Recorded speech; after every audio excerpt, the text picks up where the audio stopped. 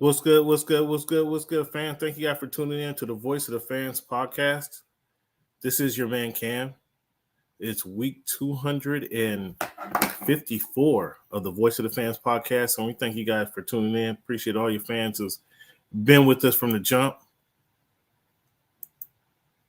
This has been a wild ride, so appreciate you guys, and we got another week of exciting content to talk about. Let's get the show started just like this. Who am I speaking to right now? Cameron. My name Cameron. is Cam Buford. I'm a Dolphin fan. This is a big year for Tua to prove that he's a franchise quarterback. I'm more a fan of boxing. Boxing is my main sport. As a competitor, how much does that competitive spirit get in there and say, I want to fight this guy, I want to get some of this guy? Of course I want to fight all the guys. Of course that. But at the same time, like I keep telling you, it's a business. Talk about that loyalty for a moment. I'm standing there to try to make a change. Give back to the youth, give back to my community and show them that there is hope that you can make it out. Only thing is you just got to be dedicated. You got to keep your head down and stay on this course that you're heading towards. Think about it like this. The promoter pays the fighter. The fighter pays the manager. Okay. So the manager works for the fighter, and the fighter works For the promoter. Okay. If you can see, you can believe. So you are lifting weights currently?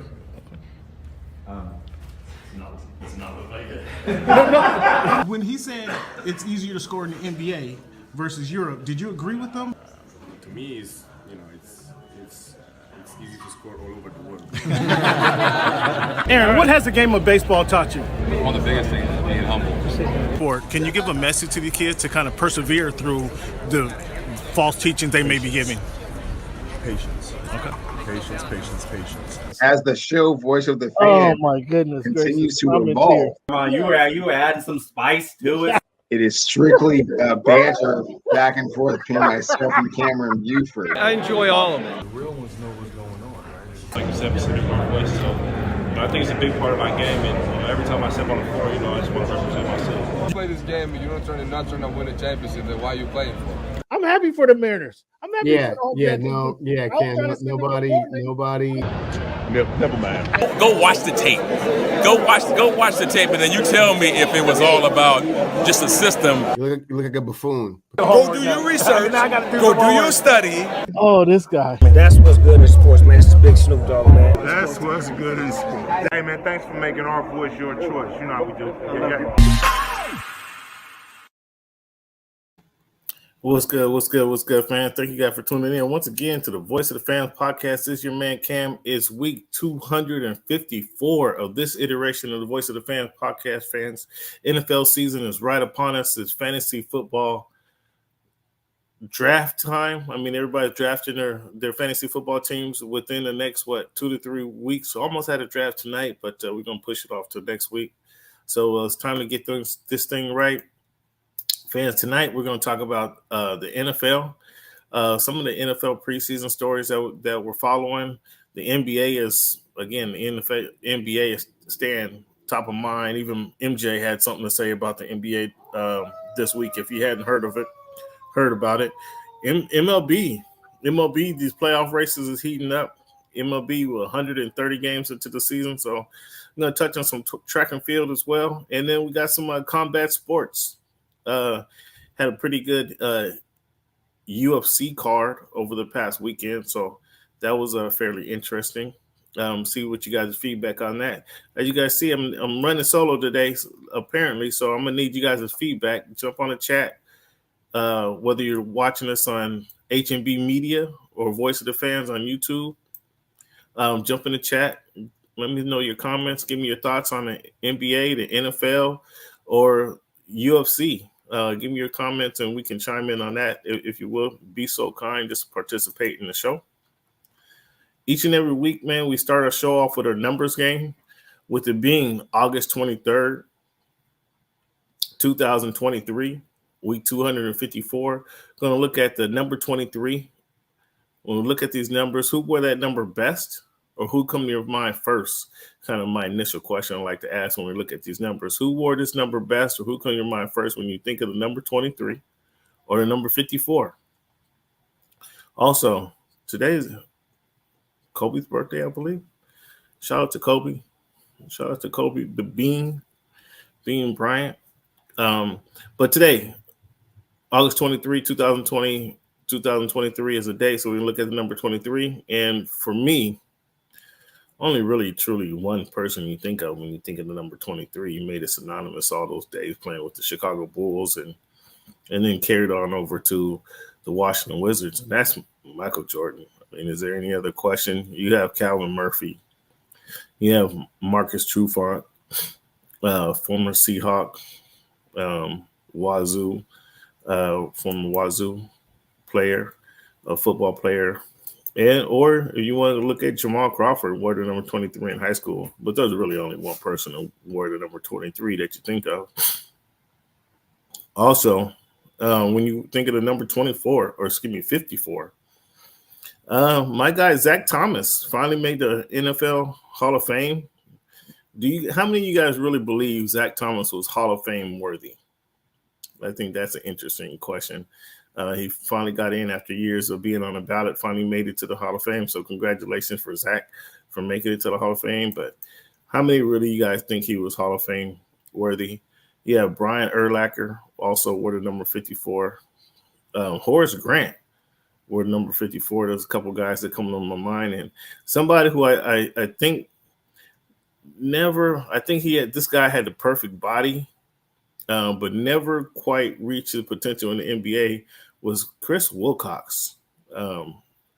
Chiseled 6'9", power forward in the NBA, but just never really rounded into shape. No, I don't think he really reached his potential. If I'm wrong, let me know, but I don't think Chris Wilcox really truly ever reached his potential in the NBA. Nonetheless, he's somebody who also won 54. Fans, this week, I mean, the running back saga in the NFL continues to spin wildly and rapidly, if you will, because this week what we have is after the Colts kind of threatened to put this guy on a PUP list, physically inactive to perform on the NFL, Irsay who just isn't the brightest tool in anyone's shed, threatened weeks ago not to honor Jonathan Taylor's trade request, not to give him a raise. And then finally this week he says he's on the market. He's able to go seek compensation or seek a trade elsewhere. But then he's asking for 2 number ones. He doesn't want to pay the guy, but then he's saying, well, give me 2 number ones if you're interested in the guy. Which, I mean, he's talking out of both sides of his mouth, trying to capitalize on the solid player that he's been, but he doesn't want to pay him, but he's asking for 2 number ones. Does that make any sense, guys? He wants somebody to give him top tier value for the player, but he doesn't want to pay him himself. So it just doesn't make sense at all what they're doing. And it looks like Jonathan Taylor will not be a part of the Colts very much longer after this season. So Jonathan Taylor, do you trade for Jonathan Taylor, considering the ups and downs you have with the running back position? Some teams think they can probably get 2 guys to give you the production of 1 guy who can stay relatively healthy. And Jonathan Taylor wasn't healthy last year. Do you trade for him? Would you trade for him if you're one of the teams in the NFL who needs a running back, i.e. Dallas Cowboys, Jacksonville Jaguars? I know they got the ATN, but would you trade for Jonathan Taylor? Los Angeles Chargers need somebody to take a lot of the carries that you can count on from Austin Eckler. Do you trade for? I doubt they do it, but would you, if you were the Chargers, would you trade for Jonathan Taylor? Or does that make sense for you guys? He's tied to the Miami Dolphins. Should the Miami Dolphins make a move for him? Now, last week they decided not to pull the trigger on a Dalvin Cook trade, and instead he ends up going to their division rivals. But do you think Miami Dolphins give up a number 1 and a couple players, a couple send a couple backs to Indy for the services, Jonathan Taylor. And where does that vault them? Does that take them into the top of the AFC East if they were to make that move? But Jonathan Taylor, is he worth the trouble? He was injured last year. 2 years ago, he had I think he led the league in rushing and touchdowns.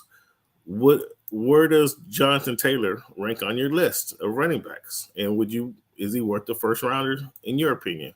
Do you make that move if you're one of the top teams in the NFL who feel they're a running back away? That's an interesting move. I personally, as a Dolphin fan, I mean, you kind of have to. If you have Waddle, Tyreek Hill on your as your wide receivers, and then you add a Jonathan Taylor in the mix, that offense has just become so much more formidable. If you get a stud running back like that, I mean, Mostert is great because he has has a lot of speed to hit those holes, but Jonathan Taylor kind of in between the tackles runner, catch the ball out of the backfield. He just brings a lot, is very dynamic, brings a lot of skill set to your team. So, I mean, if all it is a first rounder, and then we can get him to sign for somewhere around that $10 to $12 million per year dollar sign, we got to do it. And knowing now that we have a top tier running back in the backfield, that just makes those guys super explosive. So you got to take advantage of the opportunity while you have it. Kind of like the Rams said a couple years ago, F them picks, send them first and second rounder, 2 or 3 years down the line, so we don't have to pay for it all this offseason, and go for it because you got the team in Miami.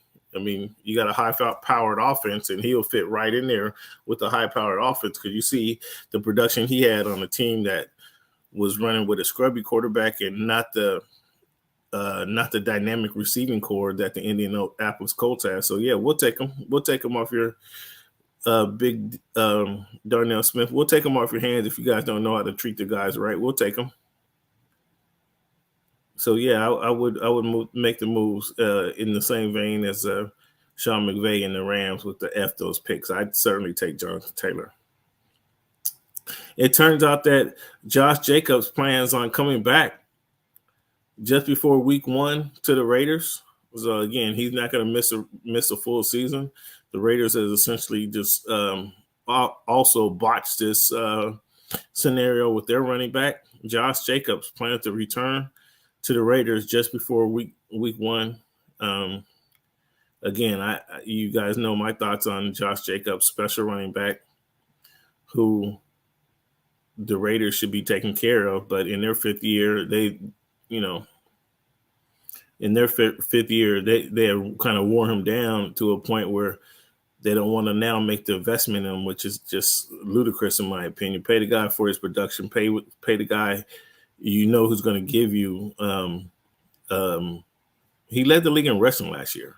Three of his first 4 years in the NFL was over 1,100 yards, I believe. So, Josh Jacobs, I mean, I don't understand but not wanting to pay this guy, not picking up his option. You franchise tagged him, sure enough. But go ahead and give him a contract because he's shown that he's durable enough. He's going to be there. And why you're not paying him, I totally don't get it. So Josh Jacobs should be. Josh Jacobs should be. He's going to be there. I don't know why he wouldn't be there. I don't know why they're hanging around and not playing him. It doesn't make any sense to me. It doesn't make any sense to me, and I don't think it means it's. I don't think it's a smart move by any stretch of the imagination. Yeah, let me see where my co-host is, guys.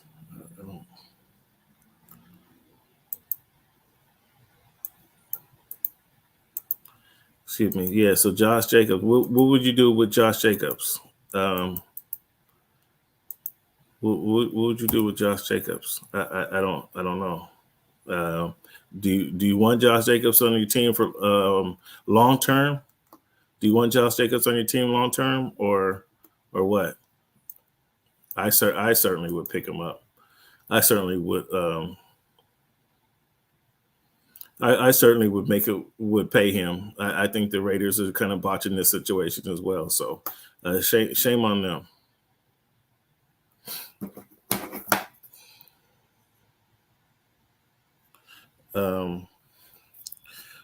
Baker Mayfield, starting quarterback in Tampa. Anybody surprised by that? Anybody surprised by Baker being a starter in Tampa, or is this what we kind of knew that would happen? Because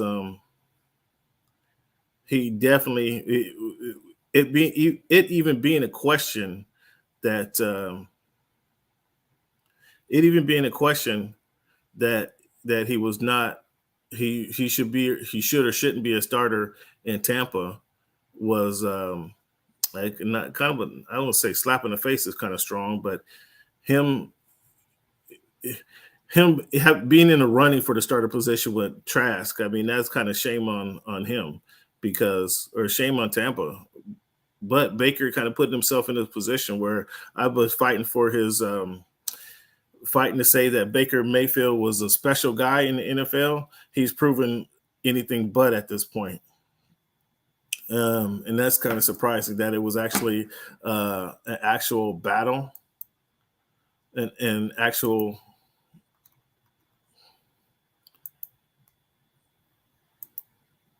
he's proven that it being a battle was kind of excuse me, fans. I don't know. Is that shame on Baker, or is that shame on Baker, or shame on the Buccaneers for it even being a question? Because I mean, hell, him not being there, him not showing up and being the quarterback who I thought he was coming out of college. I thought he was around a lot of talent in Cleveland Browns. You know, kind of put him in a situation. A lot of talent. You decided to join us tonight, huh? You know, kind of put him in a. Oh, thanks so much for having me, Cam. Man, so Baker Mayfield being named a starter in Tampa Bay. Is this overdue? Is this what you expected? Is this shame on Tampa for playing around this long with this decision? No, it's not shame on Tampa. I mean, they knew that, you know, Baker Mayfield is kind of like a stopover, and they were kind of hoping for something, you know, a little bit better than him. But if he's their alternative, then that's what they got. That's what they got to go with. But they were going to give any and everyone every ample opportunity to take that job away from him. And, you know, kudos to him for holding on to it. I mean, but Baker Mayfield, should he have been in this situation? It's kind of like I was saying that he hasn't been the quarterback who I thought he was going to be with the Cleveland Browns. He hasn't been the quarterback that I thought it would be to this point in his NFL career. So is it kind of shame on Baker for letting everybody down, or is it shame on Tampa for still trying to figure this out and riding with Baker? And what do you expect from these Tampa Bay Buccaneers with Baker leading the helm? Oh no, it's shame on Tampa Bay for letting the musical chairs kind of settle the way they did and not having someone to step in and be a true legitimate starting quarterback. I mean, I think that we all know where this is going. By week 5 or week 6, they're going to be turning around and looking to see who else is on the sideline, and it's not going to be anybody that they're really very happy with, but it's going to be somebody that they have to roll with, because otherwise, they would be left with Baker Mayfield out there. Oh wow! So you don't even give Baker half a season. You say by week 5 or 6, they're gonna be looking on the sideline to see the Kyle Trask, the second year. This is his second year, right? Kid out of Florida. Yeah, and they were trying to give him every opportunity to show that he was at least that good, and so far he hasn't, which is unfortunate, but. It's going to be about mid-season, maybe a little sooner, before they just won't have a choice in the matter. They're just going to have to turn to him. Baker's not that guy. Wow. Well, I got to get your feedback on this. I got it in the Jonathan Taylor scenario. Now the Miami Dolphins leaped to the top of the chart as a prospective viable option for Jonathan Taylor and a coach trade, but the coach saying he's not we're not going to pay him. We don't see any value in paying him, but we want 2 number 1 for him. Did that make any sense to you? Makes absolutely no sense, because on the one hand, you're saying that he is not worth a big contract, but on the other hand, in order to retain his services, you want 2 number 1s, and that's typically for someone that you feel is at a Pro Bowl level, one of the elite players at their position, which they do feel that about, but at the same time, they see the way that the running back market has been undervalued and don't want to pay too much for him. But so why would any teams, much less the Miami Dolphins, give up 2 number 1s for him? Oh, they won't. I mean, they'll just wait this whole thing out. I mean, there's no such thing as giving up 2 number 1s for someone that is unhappy and within a season is going to be a free agent, and they can sign him for without giving up any picks. However, given the fact that the Dolphins may not make the playoffs this year without a significant upgrade at the running back position within the running game, that they may have that sense of desperation to do that. The Dolphins won't make the playoffs this year, and you say they may have the sense of desperation? Correct. Yeah. Correct. Yes. I don't know, fans, if you recall the tirade that my co-host went on Sunday with regards to what Tua Tagovailoa is and does, and his critique of his capabilities and ability to stay healthy. So yeah, and what's a quarterback's best friend, Cam? An awesome running game. Okay, well, there you go. Well, I think Jonathan Taylor gives you an awesome running game. They already. Do you think Jonathan Taylor? They were already playing around with Dalvin Cook not returning his calls. You see how that went. So, I mean, if they want to make the playoffs, they're serious about contending, to make the playoffs. That's a trade they should make. Well, I'm in a mindset of Sean McVay. I was a fan, and I like the thinking of young McVay, especially when they say F them picks, and that resulted in a Super Bowl win for them. I like that theory. I like that thinking. Go ahead and give them a number 1 next year and a second round draft pick in 2 to 3 years. Go ahead and send that to Indianapolis. They've proven that they don't know what to do with picks, and they don't know how to run their franchise. So go ahead and give it to them. They're not going to be a threat to you anytime soon. So go ahead and give them that picks to pick up Jonathan Taylor and put him in the backfield with Raheem Mostert, Ahmed, and the rookie A-Chain is he got a shoulder injury to recover from. So I say go ahead and get him in the game. Get them on the team, because with their receiving core, and now you have a Pro Bowl running back, a legitimate Pro Bowl running back, like that team, as you mentioned, the quarterback's best friend is a great running game, and then that just changes the whole format of that team. I mean, what do you do? Do you drop back and play these guys deep for Hill and Waddle? You don't want to get behind you. And that just opens up the holes for Raheem Mostert and now Jonathan Taylor. Oh my goodness gracious. That offense is going to be so more formidable, and it just takes a lot more pressure off of the injury-riddled quarterback, doesn't it? Oh, without question, Cam. I mean, I think they should definitely be trying to do something. Now, they may decide that the price tag is too high, and that they're just not willing to do that, give up all those picks, especially considering where they may end up this season. And like you said, excuse me? Where they may, I mean, go ahead, continue your nonsense. Yeah, where they may end up this season. I mean, outside of the playoffs. So, that could very well be a top 15 pick. Top 15, somewhere between 15 and 18.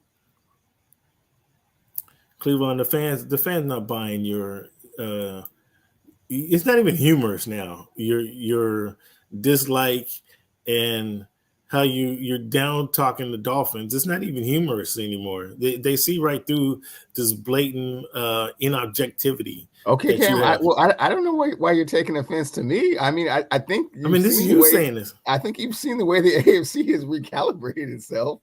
It doesn't really leave any room for the Miami Dolphins to make the playoffs. Well, we're going to get to that later on. We're in here shortly. We're going to discuss our playoff team. We picked our division winners last week. So we're going to review a division winners, and that leaves a few slots open, just a few for the other AFC teams to make the playoffs. It's a tight window. That it's a tight competition, and we're going to talk about the NFC and AFC teams that sneak in who don't win their division. Now, there's only 3 spots if you don't win that division for you to get in there, and we're going to identify who those players are. But before we get into that, what's your thoughts on Josh Jacobs planning to come back just before week 1 to face the Broncos for the Las Vegas Raiders? Smart move. Get the franchise tag money. You can franchise a player twice, so we may be going through this same thing next season. But yeah, why go through camp and all that wear and tear and stuff if you're not happy with the situation financially and they're not making any commitment to you long term? Why go out there and risk all that? So, and you make a good point there. And one team that did make a commitment to a certain player is now, I wonder if they're regretting making their commitment to this particular player. Certainly the Minnesota Vikings aren't regretting sending down Stephon Diggs to the Buffalo Bills, because in their replacement, this doesn't happen very often, but they were able to replace Stephon Diggs, who I told you at the time was a premier wide receiver in the NFL. But the Minnesota Vikings were able to replace him with the all-pro. Is all time? I mean, can we stop? Where the compliments and the parallels for Justin Jefferson, where do they stop? I mean, is he all-world? Is he all-pro? Is he Pro Bowl? Is he best player in the game? Like, where do they stop with Justin Jefferson? But the Vikings lucked out and replaced Stephon Diggs with Justin Jefferson, and now the Buffalo Bills. I mean, is he showing that he's more? He's not been the player off the field, or excuse me, he's not being the player on the field that he's worth the hassle off the field. What are you seeing from this scenario with Stephon Diggs? I mean, he's obviously performed on the field, but his malcontent or being a malcontent, not happy with the quarterback, getting him the ball in crucial moments of the game is kind of created a chink in the armor for the Buffalo Bills. And do you see his relationship with the quarterback bringing that team down this season? For sure. I mean, he's drifting into that, Antonio Brown, Terrell Owens, stratosphere. Wow. We're in, Wow. You're a cancer to the team. You're a diva number 1 receiver.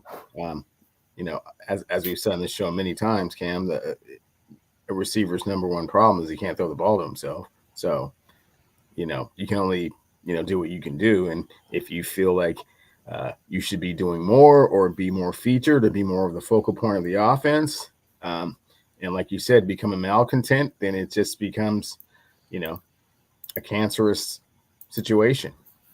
It eats the team away from the inside out.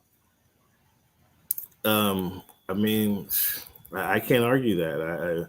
I told you what a player he was on the field, but if you're not bringing any cohesion to the team and you're not being a team player and everything now becomes all about you, I mean, I'd like to know more about what the issue is. Is he not happy with the play calling? Is he not happy with the quarterback getting in the ball? Is he not happy? What is he not happy with? I like to know that, because he's the number 1 receiver on the team. His third down targets are among the top in the NFL. I like to know what he's not happy with. And that's what I don't have the complete story of what Stephon Diggs is not happy about.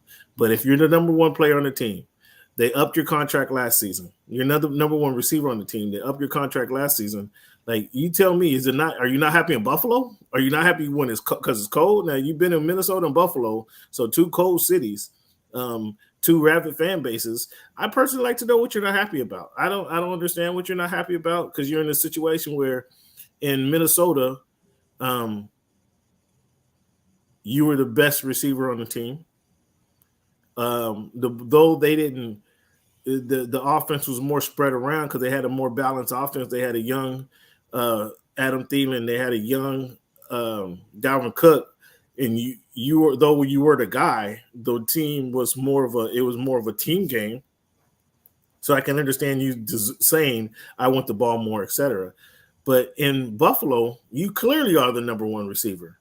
You clearly are the number one target for a supposed NFL caliber quarterback. Like, I don't understand what the problem is, Cleveland. Can you shed some light on this? Yeah, he's a diva number one receiver, and he loves me some me. So, when he's not getting all of his touches, when he's not getting all the accolades, but you can't get the ball every single play. They can't throw the ball to you every single play. Well, sometimes diva number one receivers think that. Again, as I have said, it depends on the situation, right? Like, for me, I have said that the number one most devastating play in football right now, offensively, is Joe Burrow or Jamar Chase. Now, I think they should throw the ball to him 20 times a game, 20, 25 times a game. Just see what happens. Just to see what happens. Just see what happens. I mean, the timing and the chemistry between those two is, very special, unique. Yeah, okay. Stephon Diggs, when you get to these pinnacles and these, points in your career where it's like, take that next step, and you feel like you should be the person that is, helping the team take the next step, and they're doing other things. Josh Allen is not the most accurate quarterback. Let's be perfectly honest. I mean, he's physically gifted, but he's going to throw the ball around a little bit, and there are going to be some times where there's going to be some head scratching throws. Now, does that mean that everything is, Josh Allen's fault? No. Does that mean that Stephon Diggs needs more touches? Perhaps. Is that going to yield different results than what they've been able to achieve and accomplish at this point? Questionable. I mean, he's the number one guy. He's the number one guy in Buffalo. He's the number one target. They need another team that could use Jonathan Taylor, because they've been searching around. They've had a running back by committee for the last 4 or 5 years, and they expect Josh Allen to do a lot of picking up a lot of yards on his own. So they can use a complement to what Diggs Allen combination. But I really would like to. That's something I would like to dig into more. What is it? Why is he unhappy? And why is he stirring up the pot in Buffalo? That's interesting. Speaking of another receiver up in your neighborhood, Smith and Jigba is to miss 4 weeks with a wrist sprain. Like, how much does this hurt his development? Now, again, you're going to tell me he shouldn't even been playing during preseason. We didn't need to see him and Drew Lock connect on some passes. We didn't need to see him running routes. I know that's what you're going to tell us, but how do you, does this hurt his development? Or have you seen all you need to see from him and just sit him down to next month? No. He's a rookie, so it absolutely hurts his development with regards to, those reps that you get. And then, it's not necessarily in a preseason game per se, but in practice and all of the other things. So, yeah, the wrist surgery is huge, man. I've heard conflicting reports that he may be back for week 1, maybe a little bit longer. So we'll see. But, yeah, he was going to be a big integral part of the offense, a devastating third receiver. So, yeah, it's hurtful. Well, there's still 17 weeks into the season, or there's 17 weeks in this season. So whether he's back week 1 or week 2, he'll still have 15 weeks to kind of show his wares. And I mean, I think he'll still be. He was catching passes from Drew Lock. Now, should he have been in the game with Drew Lock? I mean, Pete, I know you want to show how smart you are, how wise you are over how much knowledge you have over the NFL, rest of the NFL. But he should have been catching passes from Geno Smith, not Drew Lock. What you think? What's your thoughts on No, I think that he was doing the right thing. I didn't really see a reason for it to be, first teamers necessarily. I think some of the sets that they were running, I mean, Gino was only in there for a series. So, I don't think that those two necessarily needed to add any additional chemistry to what it was that they were doing. I think it was just important for Jackson Smith to be out there for a few reps to do his thing, but I don't think necessarily a Drew Lock versus Geno Smith type of comparison was necessary. I mean, he's not. You think he's going to be catching passes from Drew Lock sometime this Hopefully, season? no. Hopefully he won't be. If he's catching passes from Drew Lock, there's more to worry about than who your receivers are for sure this season. So Absolutely. I thought that was interesting. Christian Kirk, I don't know if you heard what he had to say, but he was saying, I've been on a part of some number one receivers, some high flight receiving corps in the NFL, DeAndre Hopkins, Larry Fitzgerald, and AJ Green. And he says this receiving corps in Jacksonville compares to that receiving corps of Arizona Cardinals. Calvin Ridley, Zay Jones. What's your thoughts on Christian Kirk, or is he just trying to prop up his guys? I think that when he looks back and kind of assesses what those other receiving corps that he was a part of, those guys were old. So, the mere fact these guys are fresh and young is great. They can do some amazing things. They have yet to show that on the field for an entire season. And as you recall, Christian Kirk came over at like $20 million a year, which kind of set the wide receiver market on its ear. Contributing to Tyreek getting ungodly amounts of money, et cetera, et cetera, et cetera. The trickle down effect with AJ Brown, to DK Metcalf, all started with Christian Kirk. So that's great. And they certainly have a capable quarterback in Lawrence over there to kind of distribute the ball, and an offensive minded head coach in Doug Peterson. So sure, I mean, on paper, it certainly sounds like it's a formidable receiving corps, and it probably rivals the receiving corps that he's talking about when he was there, but that receiving corps was pretty old. That receiving corps is old, he says. I don't know that Christian Kirk signing the big deal that he did that changed the market for the NFL and wide receivers. I don't think that elevated his game. That didn't elevate his game. I mean, he was the first one to get paid, like one of the first ones to get paid that this tremendous dollar signs, and probably replacing the running backs, the salary market did. But I don't think that said because he got paid that big dollars, that doesn't tell me that he's that big a receiver. But Jacksonville seemed to think so. And I think they kind of needed to get the quarterback some legitimate targets, a legitimate target, if you will, and going ahead and getting Christian Kirk in the fold kind of gave him somebody to play with, if you will, Trevor Lawrence. So we'll see how that plays out. The Cardinals, they're going between Colt McCoy and Clayton Tune. I mean, we already knew that they weren't going to be a force in the NFC West this season. But when you see that they're starting with Colt McCoy, who Colt McCoy has to be like 45 by now, doesn't he? Or Clayton Tune. Like, I mean, what's your thoughts? What comes to your mind? Excuse me. Oh, you got to go with Colton. Hope the starting shortstop gets healthy as soon as possible, so he can get out there and take a few lumps and see what he can do. Kind of try and make it respectable. But I mean, I think they're crossing their fingers for the Caleb Williams lottery. Okay, well, so they're not going to get they're not going to get your shortstop in the game no time soon. And we're looking at a week 6 or week 7 return for the shortstop if they're playing for Caleb Williams. Well, I mean, it's still a professional franchise, and you want to put a decent product out there. So if he's when he's healthy and ready to go, let's see what he can do. But at the same time, I think that they're more than willing to move on, even though they gave him a huge lump sum of money. Those guys are billionaires, and the NFL prints money. So when it's time to move on, it's time to move on.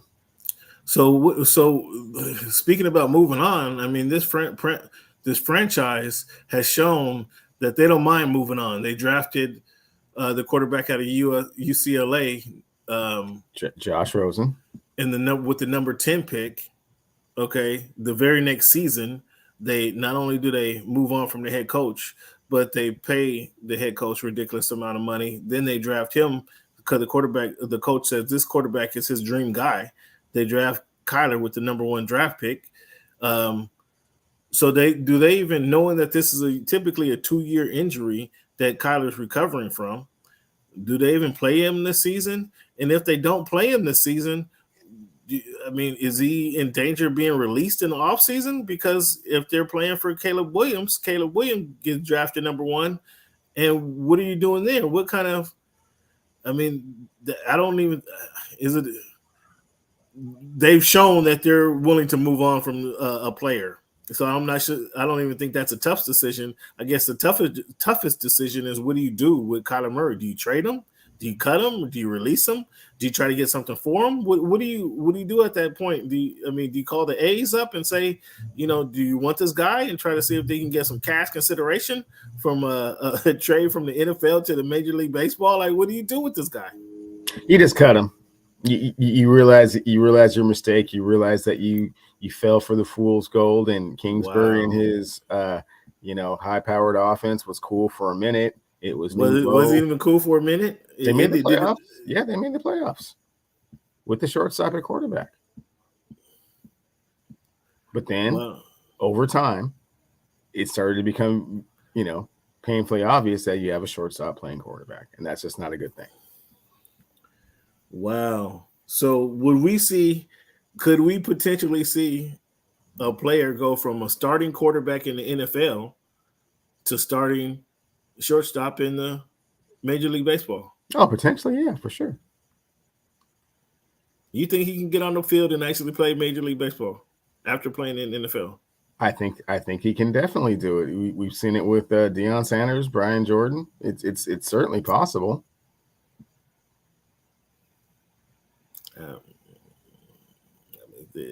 And neither one of those guys was a first-round pick in the MLB draft. So, I mean, but they played position. Deion Sanders was a designated hitter in the outfield. He was an outfielder. They were both outfielders, and that's fine. That's not like playing shortstop in the Major League Baseball, is it? It's a little bit different, but I mean, he was an elite shortstop. So, I don't think the transition is out of the realm of possibility, if that was your question. I think he could still certainly have a productive Major League Baseball career. But, at the same time, go sit somewhere for a couple of years and get your chance again and try it again, man. Someone else can try to play the shortstop quarterback. Interesting. I mean, that would be pretty interesting development if he actually tried to go back and play a shortstop in Major League Baseball after playing professional football. That'd be interesting to see if and how that could work out. That certainly be very interesting. Your guy Terry McLaurin sprained his toe Monday Night Football, questionable for Week 1. I don't know if you saw the Monday night game with the Commanders versus the Ravens, but Howell looked like he's a player. What's your thoughts on Howell? I like him. I'm very curious to see what type of success he can have in the Eric Bieniemy offense with all those weapons. Now, unfortunately, they were playing somebody. We go back and forth about this, and of course, with every injury, it becomes more and more of a question mark, right? He lost one of his major weapons and may not be there for Week 1, but I think he's going to have a pretty good season, to be perfectly honest with you. Well, I mean, that's going to be an interesting development to see how things shake out. Again, he's given the keys. Like, there's nobody even pushing for the number 2 quarterback position. And where we all was saying that Bieniemy had no chance to do anything with the talent he had in compared to the talent he had in Kansas City, like this guy might have a better opportunity than we initially thought. So it'll be interesting to see kind of how things shake out, and can these Washington Commanders or the WFT or whatever you want to call them these days, it'll be interesting to see how these guys play and shake out this season. The Saints' Jimmy Graham experienced a medical assault over the weekend. He was taken into custody by local authorities and transported to a hospital. I mean, what do you know? What's your thoughts on this situation? As do you show any of this unstableness for the Seahawks? And I mean, were you surprised like me that Jimmy Graham was still in the league? No, he didn't show any instability while he was here in Seattle. Surprised that he's back in the league? No. He's a physical, gifted individual. You can always use a Jimmy Graham if he's, available and healthy and in a position to be successful. Unfortunately, the Seahawks kept trying to use him as a lead blocker, which is not what he does. But the medical situation is a little bit of a concern. I mean, from what I'm hearing is that he had a seizure. So I don't know, we don't know what actually caused that, but if that is the reason, initially he was, arrested or taken into custody, whatever, under the suspicion of, being under the influence. And, after they drug tested him and found nothing in his system, then, this was the conclusion that they came to. So I think first and foremost, kind of trying to figure out, how to, monitor and manage that part of it is, a key part of what they're going to be able to do with him going forward. But yeah, if he's, physically able to play, see what he has left in the tank. Yeah, I was surprised that he was still with the Saints, and I hope the man gets the help that he needs. And regardless of what I truly think about his talents on the field, let's hope for the guy to just be healthy and mentally stable. I kind of think that Jimmy Graham didn't reach his full potential in his NFL career. Big tight end. I think he got the best out of him playing for the Saints, but I still don't think he just reached his full potential. So, but I'm wishing the guy nothing but the best of health and hopefully get his health situation straightened out. And if he's back in the league, just be productive in the league. That's the best that we can hope for. Well, fans, last week, if you followed the show last week, we identified the division winners from the AFC and NFC last week. And we'll just quickly review those. But we're going to get into the additional playoff teams that round out the playoffs. Next week, we'll make our do you want to make Super Bowl predictions next week, or you want to predict division championship? Let's do division champions next week and then Super Bowl champions after that. How about that? Give us 2 more weeks to play with that. But last week, and just to recap,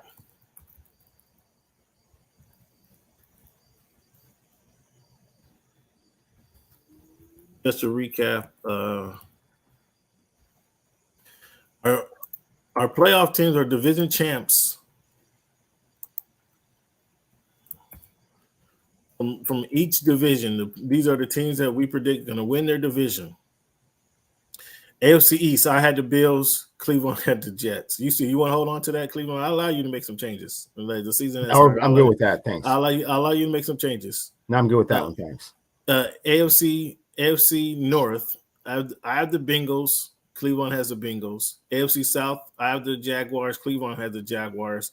AFC West, Cleveland has the Chiefs. I have the Chiefs. And final chance to change your AFC East division champs. You have the Jets. You rocking with the Jets? Rocking with the Jets. You and Saleh, huh? Saleh is so dry. Saleh comes off as phony as a head coach. He comes off as phony to me. Not at all. Not at all. He's very phony. Not at all. NFC East. I have the Eagles. Cleveland has the Eagles. The NFC North is interesting. I have the Lions fans. I got the Lions winning the NFC North. Cleveland has the Vikings with Kirk Cousins. You sure you're right on Kirk this season? Yeah. You're right on Kirk. Yeah. Okay. It's August 23, 2023. I'm giving you an opportunity to correct this pick right here. NFC South. I have the Saints. Cleveland has the Falcons. Cleveland? Who's the quarterback for the Falcons? Desmond Ridder. Oh, you say that like, is he high in your fantasy football list? No, He sound like you got him high, like he's going to be a player. Is he going to be a factor in the NFL this year? No, not really. But you have him winning the NFC South. Correct. The other teams are not very good.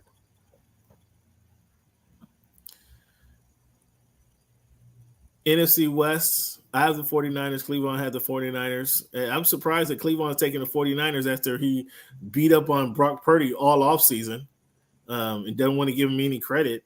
And you keep thinking Trey Lance should be the guy, but Trey Lance couldn't even beat out what's my man's name out of USC, the big head quarterback. Sam Darnold, and that's fine if that's how you guys feel. I mean, we'll take him up here. We got no problems with that. Like I said last show, 7th rounder. That's all you guys want. That's all you guys need. Fine with it. All right, fans. So here's what you guys have been tuning in for, clamoring for this week. Cleveland to make his AFC. What 3 teams, Cleveland, do you have filling out the AFC playoffs? What 3 teams? I'll give you. You want to hear my teams, or you want to go first? No, you go first, Cam. The teams, and I fans, I looked at the rosters, looked at the scouting report, look at the health, the injury report. This is what I have, fans. With the best record to not win their division, the next team is going to be the Baltimore Ravens to make the AFC playoffs. They're not going to beat out the Cincinnati Bengals to make the playoffs. Cleveland, do you agree with in Baltimore? I agree. Are they one of your teams, Cleveland, to make the AFC playoffs, the Baltimore Ravens? Because I know how you're not a fan of Harbaugh. I know you don't like their defensive mentality. I know how you don't want to give these guys any credit. But are you in agreement that the Baltimore Ravens are one of the teams that sneak into the AFC playoffs? I agree with that. Yes. Oh, Cleveland makes a. There you go. Good job, Cleveland. Good job. Good thinking out of you, sir. The second team, my next best record in AFC, not to win a division, however, will make after a long time crunching the rosters, comparing, coming down with wins. I have the Los Angeles Chargers of San Diego making the playoffs. Cleveland, do you agree with the Chargers making the playoffs? Sorry, they're not one of my teams that make the playoffs. Ooh, Cleveland, you want to give it? What is your second team to make the playoffs? The Buffalo Bills. Oh boy. Now the Bills were one of my considerations. But the turmoil, the internal, I think it's going to be internal strife that prevents those guys from making the playoffs. That the defense has the Buffalo Bills defense been what it was 2 or 3 years ago? What they threatened to be, having one of the best defensive back teams in the NFL, being one of the best tackling teams in the NFL. Have they taken the next step? I haven't seen them being able to take the next step. They're playing in a tough division, which you're gonna have to almost play perfect football to get out of the division that they're playing in, and I don't see that out of the Buffalo Bills. But you have the Buffalo. You want to explain to the fans why you have the Buffalo Bills? And you told me all about your resistance on Josh Allen being. You just told us he wasn't an accurate quarterback. You just told us earlier how he does too much. You told us about his receiving core and Stephon Diggs. We already know, the fans already know if they watch the show, that you're not a big believer in Stephon Diggs anyway. So why do you have the Buffalo Bills sneak into the playoffs? Well, Cam, I mean, they're still a formidable team out there in the AFC. You know, they're able to do some things that they're just not good enough to get over the hump and get to the Super Bowl. I mean, there's no knock on them for that. I mean, you shouldn't shame the Buffalo Bills because they're not going to win the Super Bowl, but they'll be a playoff team. Yeah. They had a lot of injuries. You make it sound like going to the playoffs in the AFC is an easy thing. Like, no, it's not an easy accomplishment, especially considering how many teams are out there. And I know you're going to be disappointed with some of those teams that don't get there. So, personally disappointed about it. So, yeah. Well, the next team I have, again, there's only 3 teams, fans. If you don't win your division, there's only one team that gets a bye. Now, since they changed the playoff rules, and there's only 3 teams that if you do not win your division, there's 3 teams that have a chance to go to the playoffs. Only 3 if you don't win your division. And in the AFC, we talked about it already. Cleveland has the Jets winning the AFC East. I have the Bills winning the AFC East. So in my mind, the Bills are already in the playoffs. Okay. I have the Bengals, the Jaguars, and the Chiefs also winning their division. Okay, so that puts those 4 teams in the division in the AFC East playoffs. Mm-hmm. I mentioned the Ravens. I mentioned the Chargers. Mm-hmm. The best division in the AFC is the AFC East. True. The best division in the AFC is the AFC East. True. Cleveland has the Jets winning that division. I don't think that's going to happen. The Buffalo Bills, in my mind, I just mentioned, they're already in the playoffs. Okay. Which makes it crazy that you had a problem with me saying they were going to be in the playoffs, but okay. So with that being said, very contradictory, fans. That sounds like as contradictory as you can get. I was looking for cussing me out for putting the Buffalo Bills in the playoffs. You got to win the division. I wanted to know your logic. I want to know your logic. Okay. That leaves only one team, Cleveland. Right. One spot left in the AFC playoffs. One spot in the AFC. That spot going to the Miami Dolphins. Winning the AFC. That spot is going to the Miami Dolphins this season. Sneaking into the – when you have the combination of Jalen Waddle, Tyreek Hill, the defense coming together as it has. You got Jalen Ramsey. You got Xavier Howard. You got the pass rusher, Christian Wilkinson is happy now playing. And you have Mike Vaping McDaniels on the sideline. This is new age football. This team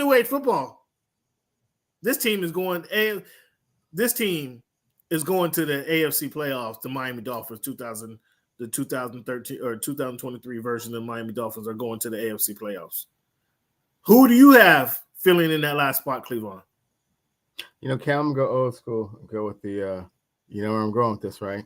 I don't. The fans are clueless, especially when you say old school. Like there's only been one team to go undefeated in all of football, and if that's not the old school team you're talking about, we don't know what you're talking about. Okay. Terrible towels. Oh my goodness gracious! Black and gold. Are you serious? Hard-nosed, disciplined Pittsburgh Steelers. I mean, it's been a while since the Steelers have been in the playoffs. It's been a while. No, it's been 2 years. Or were they in the playoffs last year? Less than 2 years ago. It ain't been a while. So you have the Pittsburgh Steelers making the playoffs over the Los Angeles Chargers of San Diego, the Miami Dolphins of South Beach. Who's the quarterback of the Pittsburgh Steelers? Exactly. You don't even know the guy's name. Wilson Pickett's nephew, Kenny Pickett, man.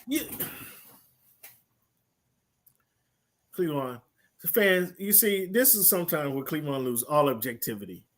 He just wants to throw in. You just give a shout out to Tomlin. That's all you want to get Tomlin back in the playoffs. Is that what you're trying to do? Is back in the playoffs? You make it seem like he's been out there on an island forever, like just floating in the abyss, man. It might as well been the Pittsburgh Steelers. Never had a losing season. Not one. But he come on, he was 9-7 last year. I mean, he's borderline. Not a losing season. Okay. I mean, he was a game over 500. So you like those 500 teams. You like those teams. You like those teams hovering around 500. He was a 500. He was a game over 500 last season. Okay, well, great. It might have been. My goodness, fans, what do you think of that? What do you guys think about this? With the rookie quarterback who got a chance to, learn on the job. I mean, Minkah Fitzpatrick. I know they got the mood changer over there, but Minkah Fitzpatrick, he can't throw the ball to the receivers. No, that's not his job. Who is their number one receiver? Cleveland, can you name the number one receiver for Pickens the Pittsburgh Steelers? Is their number one receiver right now. Who's that? Pickens is their number one receiver right now. Who's their running back? Do you know who their running back is, Cleveland? Yeah, Jaylen Warren is vying for that number one running back position, and Najee Harris can be a nice change of pace. Yeah, Najee Harris. Maybe they recognize Najee Harris as just a goal line and short yardage back. Maybe he's found his niche there. But come on, Cleveland, I'm gonna give you a chance to. You can do all this again. You have the Ravens getting to the playoffs. You have the Buffalo Bills filling out the AFC roster, and the Pittsburgh Steelers, Cleveland. Like one of these teams don't fit. No, they all fit because they're all going to make the playoffs. Wow. Okay, fans, you heard it here first. Cleveland has the Steelers making the playoffs. Interesting enough. So that means you got three teams on the AFC North making the playoffs, Cleveland? Yep. What? Are you kidding? All right, let's look at the NFC. Now, our division winners. We got the Eagles winning. You got the Vikings, I have the Lions. You have the Falcons, I have the Saints. And we both got the 49ers winning their division. So just like the AFC fans, there's three teams that will fill out the playoff roster. And the team I have, this is going to surprise everybody. Again, after looking at the injury report, after looking at the schedules, after looking at the depth chart, I have the Green Bay Packers sneaking into the NFC playoffs this season. Cleveland, who's your number 3 team sneaking into the NFC playoffs? The Seattle Seahawks. That's your third team. Okay.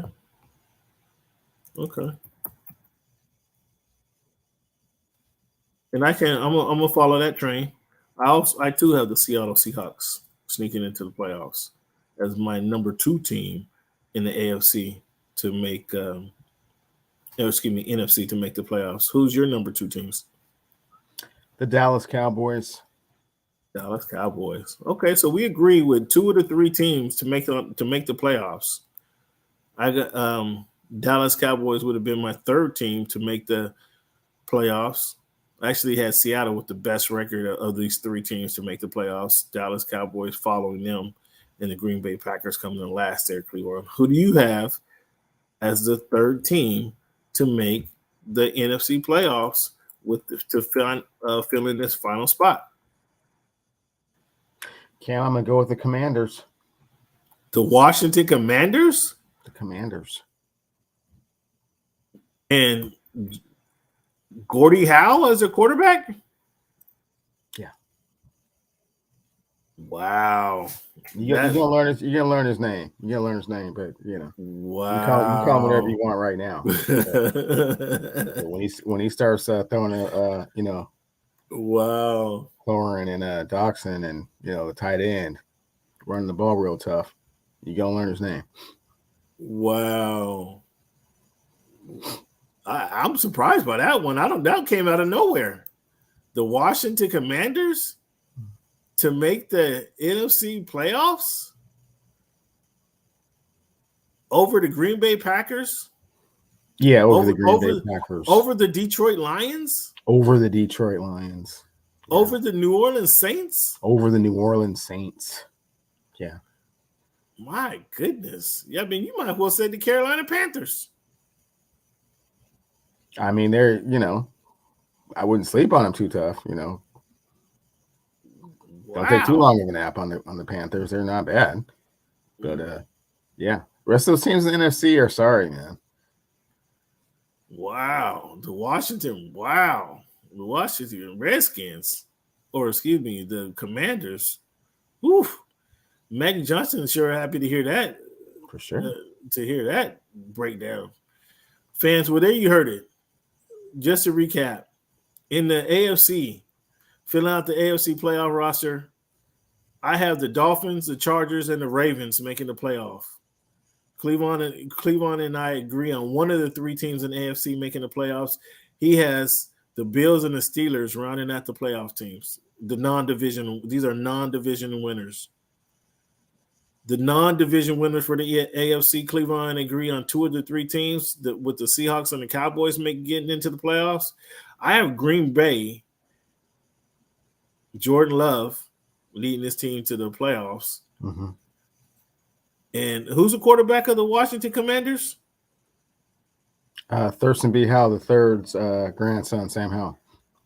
Who's a running back? Can you name a running back for the Washington Commanders? Just one. At present, it's Mr. Gibson, but again, trades can happen. So, my goodness, and they do have your boy Is Young going to be back this year, playing with some intensity and some fight. Chase is on a prove it to me type of year, so we'll see what he really truly is all about. My goodness, that's pretty interesting, fans. So there you go. There's your playoff teams for. If you're listening and watching the show, you can go to Vegas with these numbers. Two of the three teams are going to make the NFC playoffs. Cleveland and I agree, and we only have one team, and that's the Baltimore Ravens that we agree that's going to make one of the three open spots, non-division winners. Because as I recall, on your list, you don't have do you have the Jets making the playoffs? You don't have them, right? I do not have Aaron Rodgers and the Jets making the playoffs. I do not. I repeat, I do not. Fans, we have our first elbow of the year. Our first elbow of the NFL season. You put an elbow on the Jets not making the playoffs? I got an elbow on the Jets not making the playoffs. Man. This is going to be. Please, I'm going to write this down. This is going to be the easiest meal. This is going to be the easiest meal I have. Making playoffs. Oh boy, fans! I might be grubbing by week 12 or 13. It may not even need to get all the way till the end of the season. It's just going to be like, oh wow, when you look at the divisions on the website, and it just has the X by it because you're already in. Yeah, it's going to be. Fans, I don't know what this dude is thinking. Thinking the Jets ain't gonna make the playoffs. My goodness. Clearly, you bought into this Aaron Rodgers. I bought into the circus. Yeah, for sure. I bought into the circus. Clearly, you bought into it. There it is, right there. Oh, okay, man. Oh, wow, you done put it on print and everything. Yeah. Oh, wow. Clearly, yeah. Fans, you guys see it right there. The first of many elbows. Man. Fans. Again, I don't know. Oh, you got me speechless. So you got me speechless over here. First of many. You got me speechless over here saying that. Okay. Well, there you have it there, fans. There you guys have it there. There's an NBA or NFL topic for this segment here this week, 254 version of the Voice of the Fans podcast, and there's the first elbow of the season right there. Ding, ding, ding, ding. Comes before we even see legitimate NFL action. We get it on the table. Cleveland. So let's jump into some NBA topics. Your guy Harden is apparently been fined $100,000 for tampering or for saying he refusing to play with the organization, kind of creating a turmoil. Obviously, the $100,000 is kind of chump change for these guys. What is the end resolution for James Harden and the Philadelphia 76ers? Is he forced to play there another season? Will he be traded by the trade deadline? What's your thoughts on how this is going to go for the James Harden and the 76ers? I think ultimately he's going to end up with the Los Angeles Clippers, Cam. He's you're hoping for that. He's proving that if he is an unhappy player, that he will make the rest of the team miserable. They have the MVP of the league in Joel Embiid. You can only rub that dude the wrong way for so long, and then you have to go. So he's already, he's a master of this. You know what I'm saying? Cleveland. For a guy who doesn't want to play with the league MVP, why would anybody want that guy on the team? Why would not only the guy, he legitimately got traded out of OKC, he had nothing to do with that. Forced his way out of Houston, forced his way out of Brooklyn. Now he's trying to force his way out of Philadelphia, playing with the league's MVP. Mm-hmm. Why would anybody in the NBA want that guy on his team? Anybody? Well, because he led the league in assists. 3 or 4 years ago, he was the MVP of the league. He's capable of averaging anywhere from, at this point in his career, probably, 22 to 27 points a game. You want that kind of productivity. You want that type of player that can get to the line and can convert. So since they stopped calling foul for players blowing on players beyond the free throw line, James Harden hasn't gotten to the line with the same proclivity that he once did. So I mean that's a false narrative that you just gave. No, that's fine. He's not going to. He still gets fouled. He still gets to the line. Maybe not as much as he did in his prime, but that's still one of the strengths of his game. Teaming him with Kawhi and Paul George. Mm-hmm. You're not expecting 25 to 27 points a game. No, you don't have to with that collection of talent. You can just distribute and just be there when the moment calls for it. And has he shown that he's ready to be there and step up when the moment calls for it? Have you seen that in his career? As a third option, he certainly proved that in OKC. Now, when you try and make him the focal point, it's a little bit different. Or the second guy. Even last year in the Eastern Conference Finals, he went off for 40 plus that first game. He won that one. Game 7. It took him 2 weeks. And it took him 2 weeks to recover from that game and have another game, another similar type of game. In what was it? Game 5? 4 or 5? Yeah. And then that was it. But Cleveland, you mentioned something very key. In the clutch moments when you need him, he scored 7 points in the game 7? Yeah, I don't have the stats how many assists right here up in front of me, but Okay, but you knew that he scored 40 points. You knew 40 points, though. You knew that. You didn't have to look anywhere. That was that first game. That was that 40 plus. He went off. They won that game. That was a great game. So he. But what happened in game 7 when they needed him? When there was pressure on the team when they needed him, what happened in that game? Not his best performance. I think he will even tell you that. Not his best performance.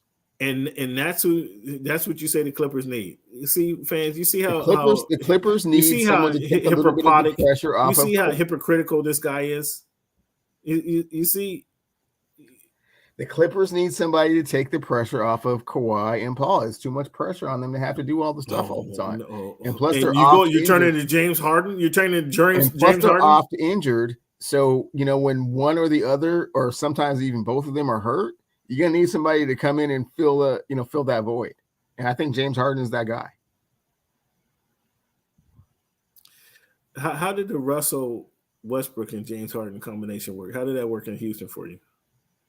You saw it. We're not, you saw it. Russell Westbrook may not, be one of the people that's, fits into the fold. You may have to come to Philly. Maybe part of that trade. Cleveland you just want to you can't wait to just shoot barrel holes the size of barrels in the Los Angeles Clippers ship, huh? You just want anything to bring those guys down, just make them rudderless and fill it with water. Anything to bring those guys down. How is that making them rudderless? Adding James Harden to their squad because he's not a winner. Perennial all-star. He's not a winner. He does not play winning basketball. We've seen it year in, year out. The only person on the Los Angeles Clippers that has ever played winning basketball is Kawhi Leonard. He's the only one on that team that has ever won a championship. Paul George has come up short with the Pacers and the Clippers and the Thunder. Who else on that team are you looking at as a winner? The head coach, number one. We can start there. Oh, okay. We can start there with the head coach. Has James Harden? You mentioned you bring up James Harden like he's been playing winning basketball. He's been in numerous game sevens. Has he won any of those game sevens? No, not to this point. But maybe if you put him in the right environment with a player the caliber of a Kawhi Leonard and a Paul George, these things can happen for him. How you think he'll play with the other team in LA? How do you think that would fare? We don't need him. We don't need him. Oh, you see, he'd rather go with a guy like Austin Reeves, who's been in the league 3 years. You rather go with a guy like Austin Reeves than James Harden. Well, all that you talked about James Harden being a perennial all-star, a former league MVP. You rather go with Cam. Why is that? Because we've been down that road already, Cam. We've already been down that road with that Clipper Russell Westbrook. It didn't work out well. It was a chemistry killer, and right now the chemistry is gelling quite nicely in the Crib House. So bringing somebody in with a beard, and plus there's just too many other off the court distractions when the Lakers play in the Crib House, adverse when the Clippers play in the Crib House. The Kardashians come out, the Serenas come out, the Hadids come out. It's a different type of environment. And that James is not good with that. James isn't good with that. So he's good enough for the Clippers, but not the Lakers. Correct. You guys see how hypocritical this dude is. That's very correct. The same playing in the same arena, the same city. He wouldn't have to change. He didn't even have to change the address on the GPS on game night. You go to the same building. Same building. In the city he grew up in, but somehow he putting on the purple and gold. It's vastly different. It's vastly different. Ask Russell Westbrook. Next time you're out there in LA doing interviews, ask him what is the difference playing with the Lakers as it is playing with the Clippers. Ask him about that straight up, just in his face. Oh my goodness. I can't with this guy. I can't with this guy. I cannot. Fans, do you guys hear this mess?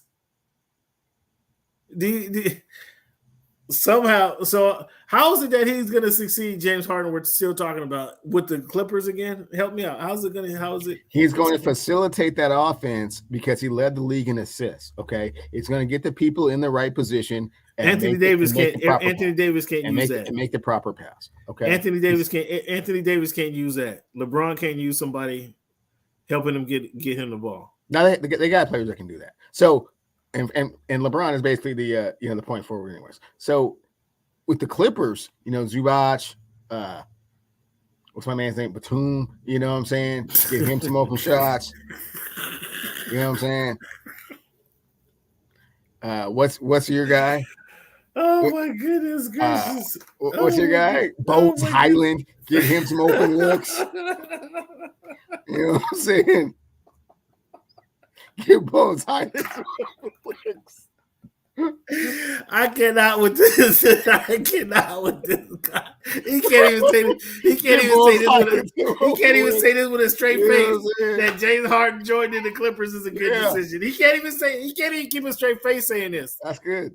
He can't even say this with a straight face. And plus, when those guys are hurt, if they don't play a full season, he can, interject himself into the lineup. Oh my goodness, you ought to quit it, man. You ought to quit it. You ought to quit it. Speaking of your boy LeBron,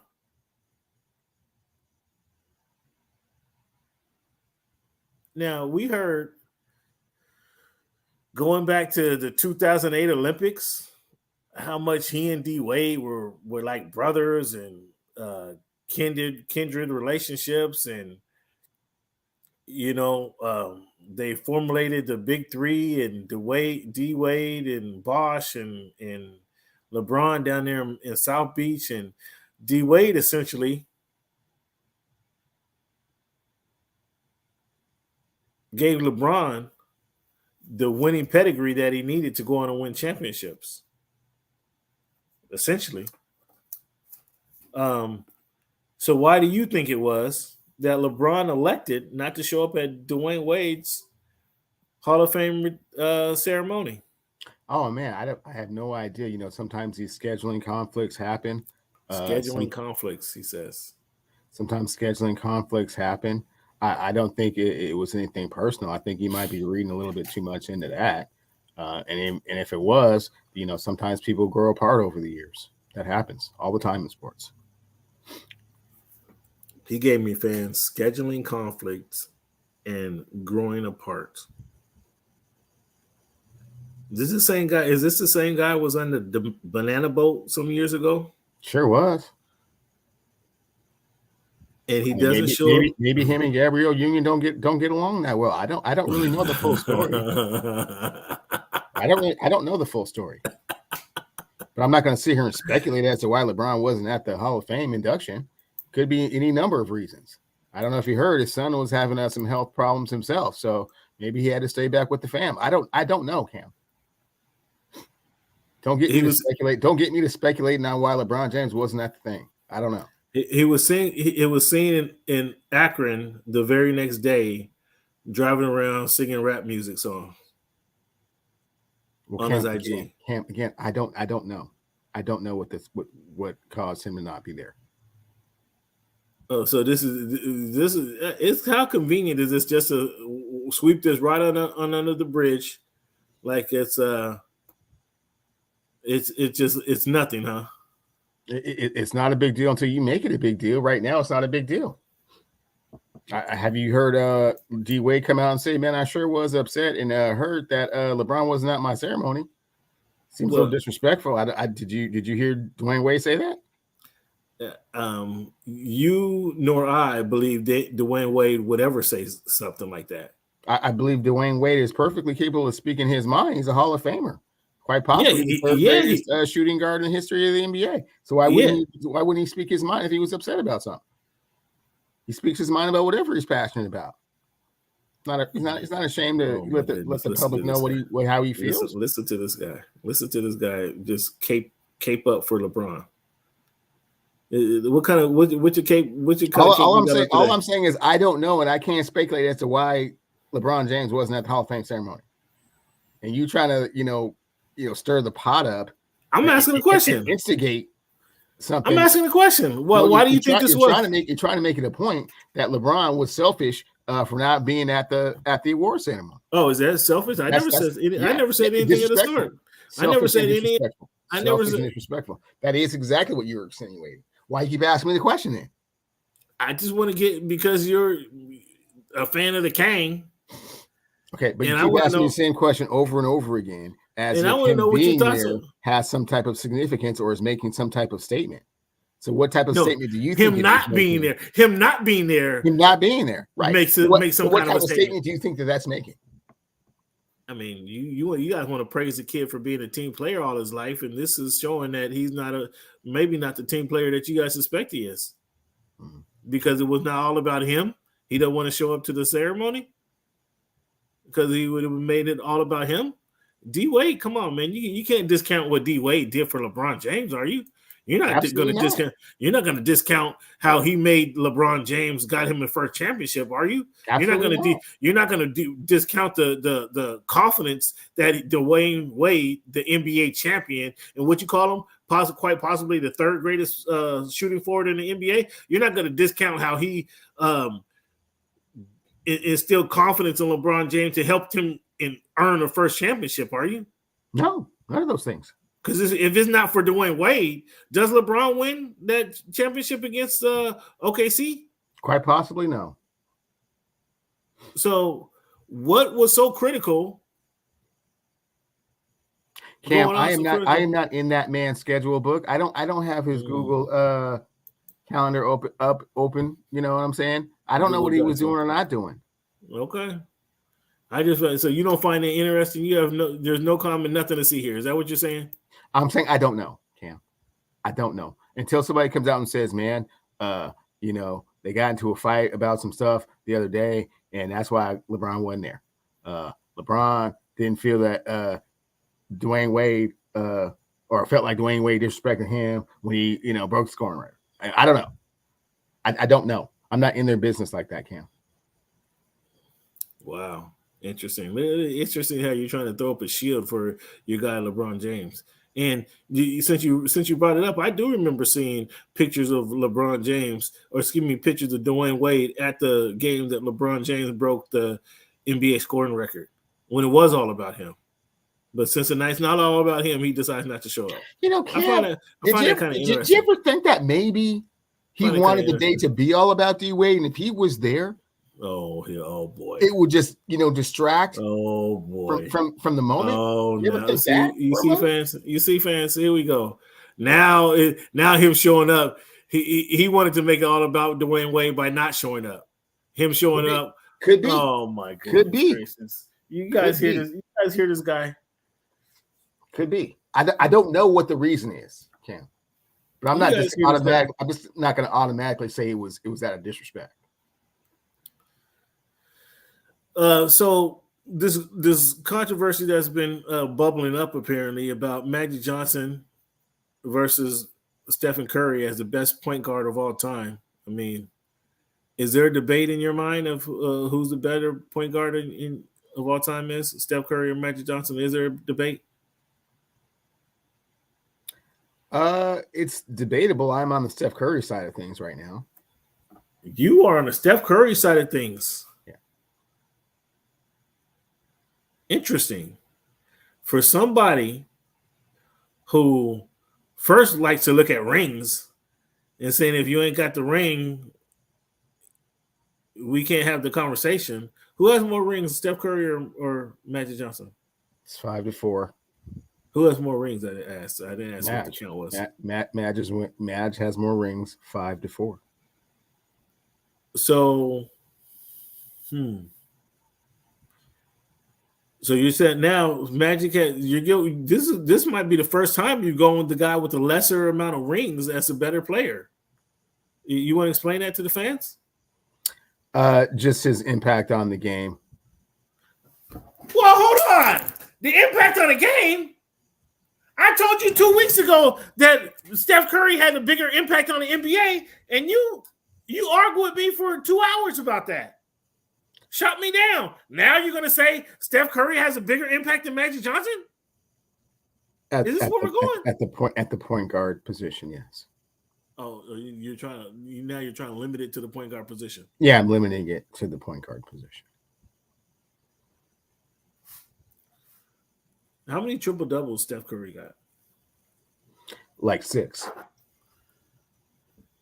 6 or 7. And who made the triple double? What it's become? Oscar Robertson. Oscar Robertson. He made the triple doubles. Who revolutionized the triple double before Russell Westbrook averaged a triple double for 3 seasons in a row? Well, I mean, that was Magic Johnson for sure. And then Jason Kidd followed him. So, yeah. So, how did Steph Curry revolutionize the position exactly? His ability to consistently shoot from 40 feet out. Cleveland, I gave you the same argument 2 months ago, and you shot me down at every turn. Now you're saying Magic Johnson. This is funny. This is funny to me. Now you're saying Steph Curry had more influence on the game than Magic Johnson. Is that what you're at the telling point me? guard position.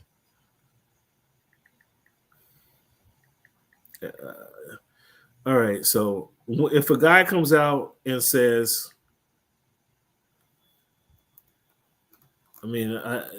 wow, I'm blown away right now.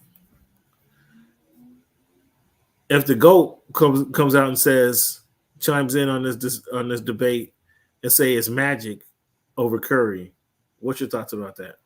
Yeah, Michael's been out the game a long, long time. He's got a tremendous amount of respect for his dream team teammate and Magic, and that's very it's adorable, really, because Michael really doesn't ever come down from Mount Olympus to endorse anybody. So the mere fact that he decided to chime in on this one is pretty extraordinary. However, it doesn't change who's the better point guard. And fans, by the way, Magic is one of my favorites. I have a Magic Johnson jersey hanging in my closet. I don't have a Steph Curry, and we'll never get a Steph Curry. But I do have an East Lansing, Michigan State emerald green. It's pretty dope. But yeah, don't take this as like I don't like Magic or that I'm disrespecting him whatsoever. It's Earvin Magic Johnson, 6'9", point guard. Hasn't been one before, hasn't been one since. However, Steph Curry. However, go ahead. Explain it. However, Steph Curry and his ability to shoot from 40 feet out consistently has changed the game.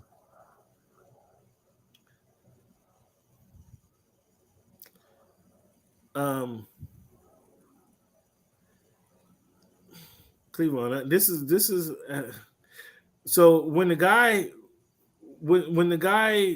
the greatest ever to play the game speaks on it, you still want to give no reverence to him. He gets no reverence. Is this what you're telling me? Yeah, it's by no means a blowout. Okay, it's not like it's not an argument. Like I said, it certainly is an argument, and I could see it from both sides. I am just saying that when I say that and see that, I still think that it's Steph Curry.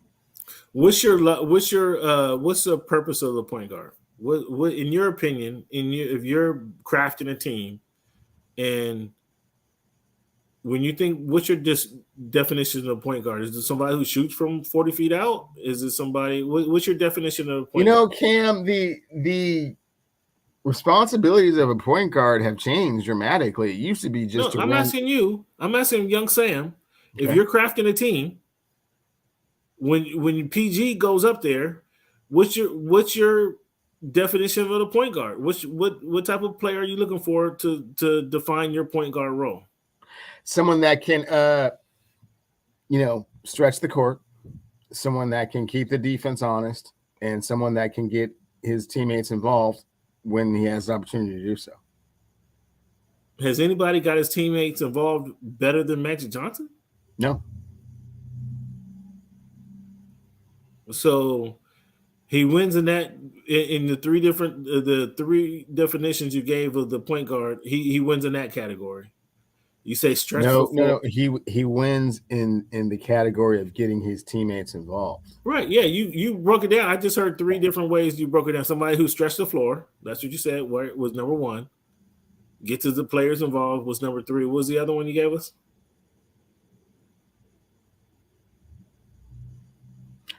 One more time. You said you want somebody. The number one, you want to be able to stretch the floor, right? What was number two? They have to have the ability to score. To score, okay, and then you want them to get your players, get everybody involved. Correct. So nobody got their players involved better than Magic, right? No. Did Steph Curry scores better than Magic? Okay, stretching the floor, obviously, because he's shooting from 40 feet out. He's doing that better than Magic. He does that better than anybody in the league. In the history. And it's odd that when I use that same definition as a guy who had more impact on basketball, you try to bury me under the ground when I said that because he shoots the ball from 40 feet out. He has a better impact on the ball, but you buried me for that. But you want your point guard, so being a floor general is irrelevant to you. That doesn't matter to you. No, it's important. It's just not the focal point of being a point guard in 2023. That's just not a thing. I mean, that's just not the thing anymore. That's not the thing anymore. So being a floor general, like say Chris Paul, is not important to you. It's helpful, but you have to have those other things as well. The responsibilities of a point guard have evolved. It's evolved. Why though, Cleveland? It's evolved. Why? Because the game's evolved. Because the game's evolved. Because the game's evolved. And who helped the game evolved? Lots of players helped the game evolve. Lots of players. See, lots of players. He remembers that conversation. He refused to admit that somebody was singularly involved with making the game evolve. I mean, the King has done quite a few things. You're right. He's not what I was talking about. He's not who I was talking about. Sorry. But when Michael Jordan chimes in and try to clear up the debate, 5 rings to 4. Cleveland, you always been a rings guy. You can't take that away. You cannot take that away from fans today and say rings aren't important. Rings were critical or aren't as critical anymore, fans, because you would be totally just disingenuous if you ever try to say to me or anybody who listened to the Voice of the Fans podcast for 2 shows in their lifetime for you to say rings are not critical. And I'm not saying that now. It's 5-4. I mean, Steph is 1 short of a platinum fist. He's won what? He's 1 ring short of a platinum fist. So that means he's short. He's not there quite yet. Not there quite yet. But you want to give him credit for being there because you want to give him credit for being close enough and not getting there. Nope. That's what it sounds like. That's what it sounds like. The question was, who is the better point guard? Yeah. That was the question. It was not who has more rings at the point guard position. That wasn't the question. No, I understand what I know. I asked the question. I know what the question was. Okay, well, why you keep addressing me like you didn't know what the question was? I know exactly what the question was. I asked the question. I asked the question. Yeah, it's 5-4. I got that already. I gave you that already. But I'm trying to highlight the fact that rings has always been a deciding factor for you. However, this time you choose for it not to be, and I just find it kind of, the fans aren't chiming in. The fans aren't here to. I'm speaking for the fans. They're not here to correct you on this issue.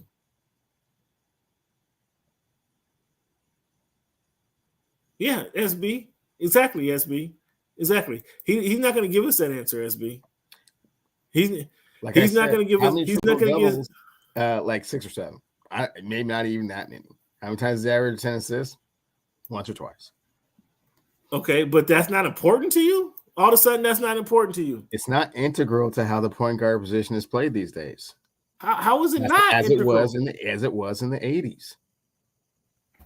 We just talked about your guy, James Harden, leading the league in assists, and you don't want him for a bag of Cheetos, man, over there in Clipper land. Yeah. How come? No, because his performance in clutch moments is less than ideal.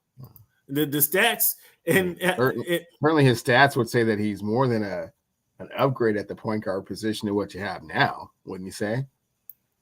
Not particularly. Oh, he's not an upgrade from Russell Westbrook. Oh, okay, cool. His performance in clutch moments, as opposed to Russell Westbrook's.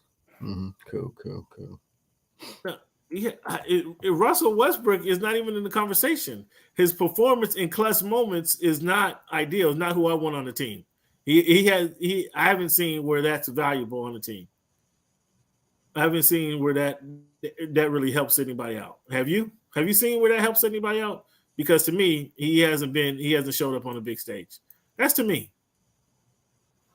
Okay, so let's just look at this real quick. Let's just, to answer SB's question, let's look at this. So we have 1983, 84, 85, 86, 87, 88, 89, 90, 91.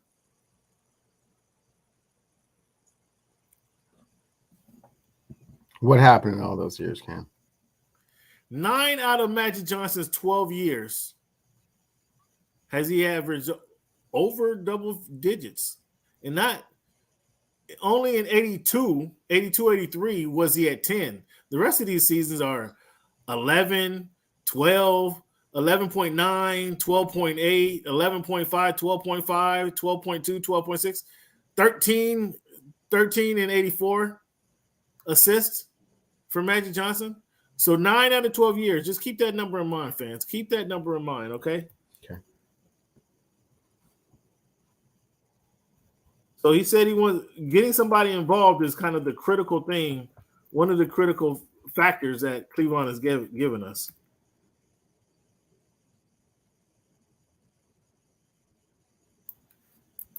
But he doesn't want to say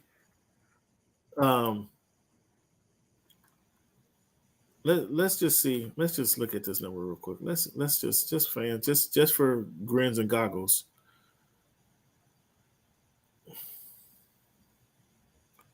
Cleveland, what's your off the top of your head? How many times has Steph Curry led the league in assists? Never.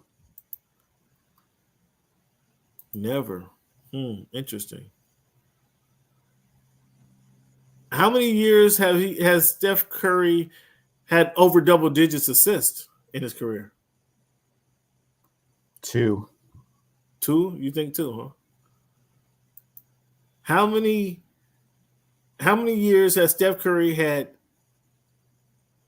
averaged 12 assists a game in a season? Never. Cleveland. Steph Curry in 2013-14 was his best assist season at 8.5 a game. That's his best season. And you want to compare that to a guy who averaged passing the ball, the best passer ever in the game, quite possibly? One of, yes. Who was a better passer than Magic Johnson? Hard to say. I'm not going to go through the entire. You act like there's a list. You act like there's a long list of better passers. Pantheon of point guards that have passed the. You act like there's a list out there. When you say plenty. How many times did Madge go 50, 40, 90 again? Sadly, you're wrong, Cleveland. Sadly, you're wrong. Has Madge ever gone 50, 40, 90? Yeah, that probably not, but that's a shooting stat. Okay. Yeah, look that one up. Who's the all-time 3-point maker in history of the game? Yeah, that's because the guy has the ultraviolet green light. How many times has Magic Johnson led the league in scoring? Do you want your point guard to lead the league in scoring? You're okay with it. Before it wasn't a prerequisite, but it's certainly icing on the cake if you have that. No, you don't want James Harden leading the league in scoring. James Harden has led the league in scoring before. That's not. Where did that get you? Got them to the Western Conference Finals. And a collapse. And it's in the Western Conference, so that's still quite an accomplishment. So. Man, what a Cleveland fans chime in. Let the fans know where they can find you, so they can get at you. Wonder on X and Cleveland Still on Instagram. Oh, you converted over to X, huh? I guess I keep getting all these things that say X. I'm like, oh, okay, whatever. Dennis Rodman names the 3 toughest players he's faced in his career. Can you guess who they were? You want to take a guess at who they were? The 3 toughest players that Dennis Rodman has ever had to guard. Larry Bird. He's not on the list. Good point, SB. One-dimensional shooting guard masquerading as a point guard. He's more of a shooting guard, but that's how the game has evolved to Cleveland point. That is how the game has evolved. He's more of a shooting guard than a point guard. Has the ball in his hand. So Larry Bird's not on his list. Is Michael Jordan on his list? Michael Jordan is not on his list. Michael Jordan is not on his list. Larry Bird's not on his list. Okay. Karl Malone on his list. Karl Malone is on his list. Okay. Karl Malone's on his list. Is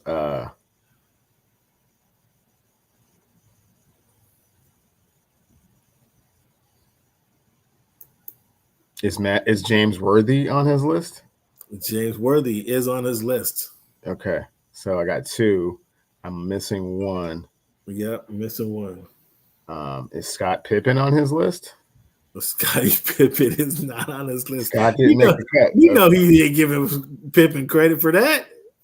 Well, he played with those guys. I thought they buried the hatchet, but okay.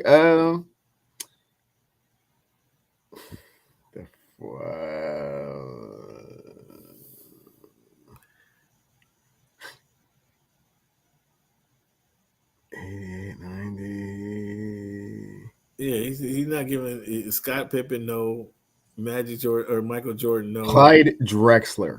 Come on now, no, and Charles Barkley would be the last guy on that. Charles Barkley, okay, that's legit.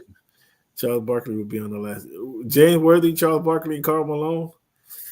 That's an interesting list for because I'm with you. He left Michael off the list, which seems kind of weird, but okay.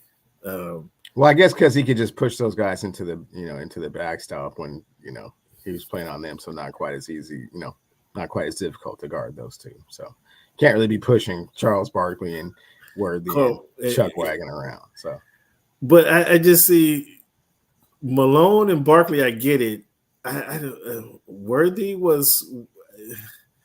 Worthy's toughness.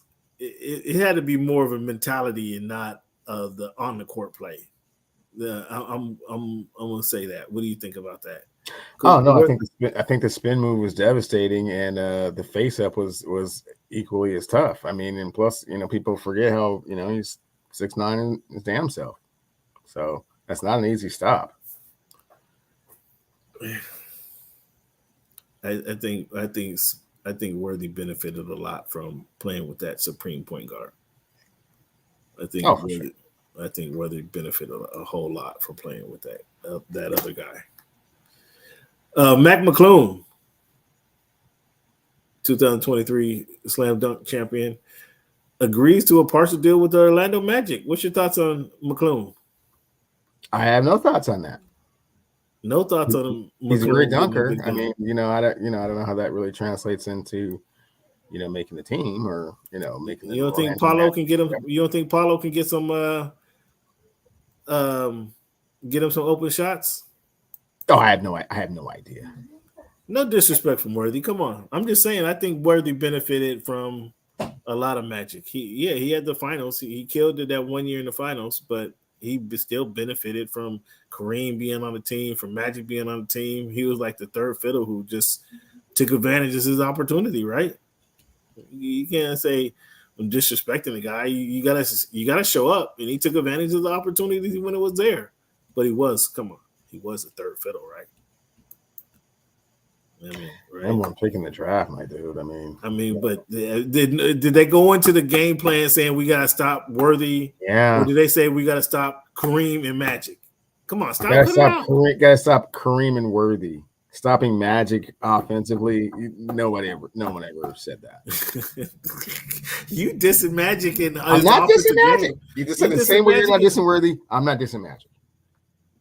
But you had to stop Magic in the sense that you couldn't just let him get everybody else involved. In that sense, you can't let him. You wanted, to your point, you wanted to force Magic to score. You wanted to force Magic to shoot, because if he start doing that, he's not getting everybody else involved.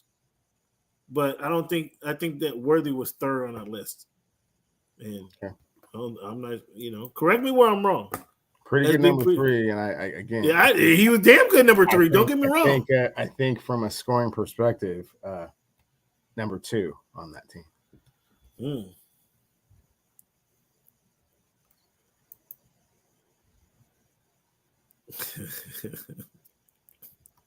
SB, I feel you, big dog. Appreciate you chiming in. All right, fans, let's take a little break here. When we come back, we're going to have finish up the show with This Week in History.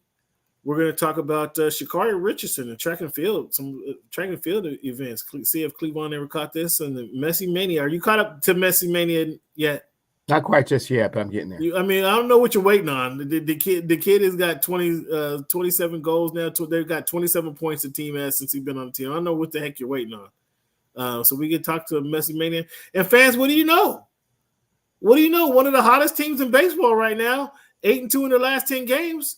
The Mariners, what did the Mariners do tonight? Did they win tonight? No, they had a heartbreaking loss. Sure was. It was had a heartbreaking loss. Maybe we can get Cleveland to talk about what happened tonight for the Seattle Mariners. They're playing the White Sox, if I remember correctly. You remember correctly, yes. So let's see if Cleveland can break this down. Let's take a quick break here, fans, and we'll come back and we get to the last segment of the show.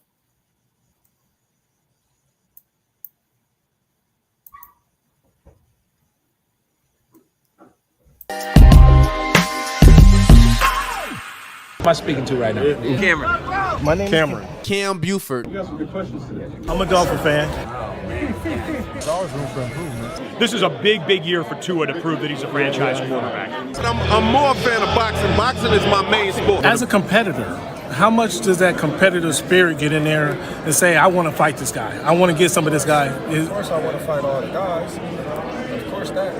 But at the same time, like I keep telling you, it's a business. Talk about that loyalty for a moment. I'm staying there to try to make a change.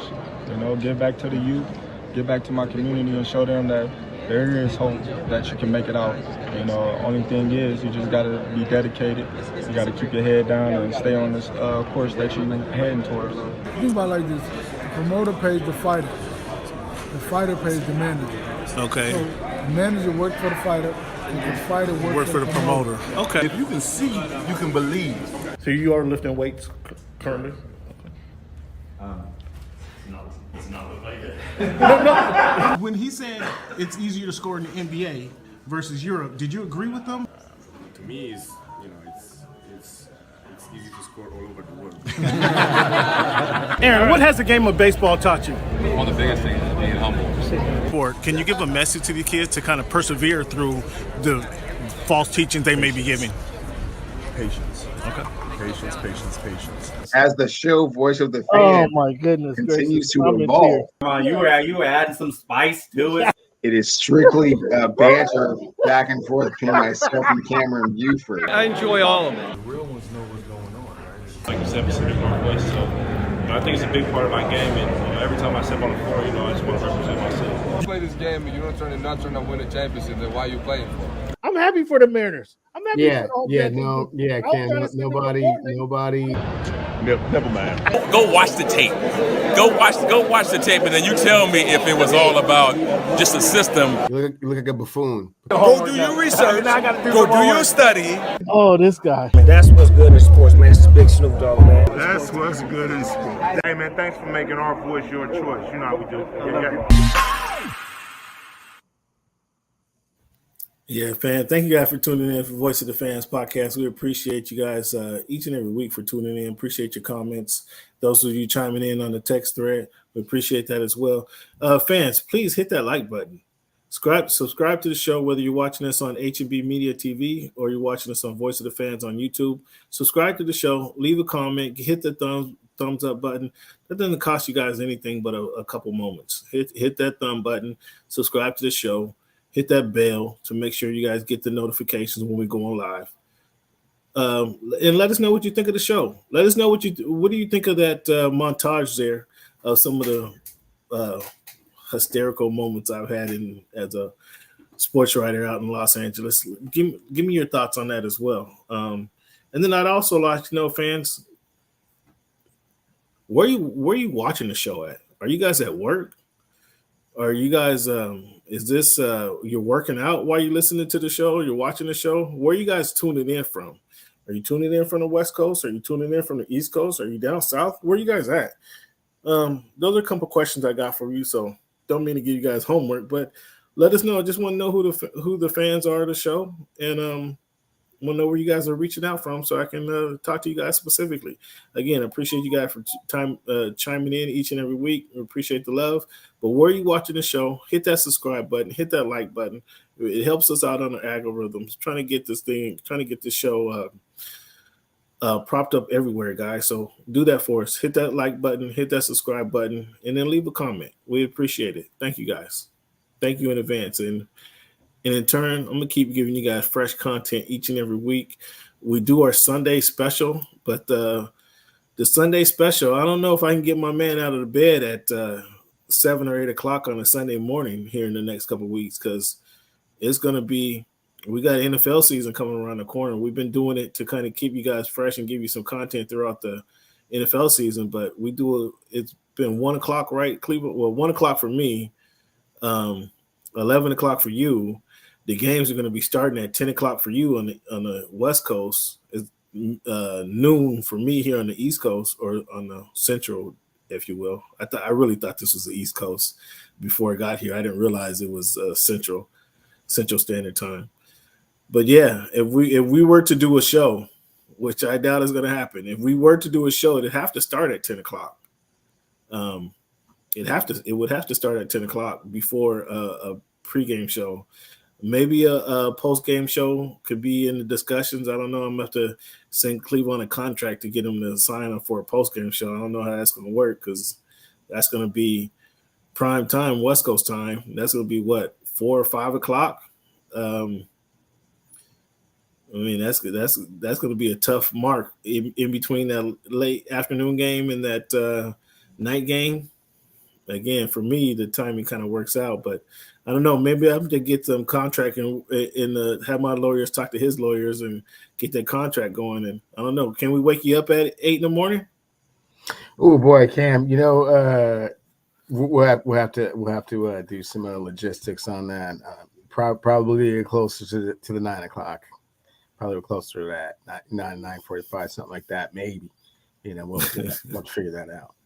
We're gonna have to have a further discussions on that one, fans. But until for the next couple of weeks, at least, you will get a Sunday special. Probably right up until Labor Day, you will get a Sunday special from us. And again, that's just to bring you guys fresh content, some off the record topics. Like I was hit over the head so hard, I was taken to the mat by some new listeners last week when I gave my. I tried to give it a top 10, but I gave honorable mention on. I had 27 names on my honorable mention list, and that wasn't enough. People kept wanting to expand my honorable mention. I said I was giving you a top 10, and I actually gave you 27 different names of hip hop artists, and people said I left somebody off the list. I mean, you're always going to leave somebody off the list. So what I did, I committed to do a top 40 list for this Sunday on a Sunday special. I'm giving you guys a heads up. I committed to do a top 40 hip hop artists for this Sunday. And it's going to be interesting because Snoop was not in my top 27. Snoop was not. And I even had oddly enough, I had somebody send me a couple verses over this week of, look, you left this dude off the list. What could you possibly be thinking about? I mean, it was some tight verses too that I was like, okay. And I don't know why Lil Wayne keep coming up in my time feed as well, but some of Lil Wayne's hottest tracks kept popping up in my feed as well. I'm not sure how that happened, but people have been hitting me up all week long with corrections for my top 40 list. And again, fans, you guys just gonna have to tune in to see where Snoop falls in the top 40, if at all. You're gonna have to tune in to see where Snoop falls into my top 40 list.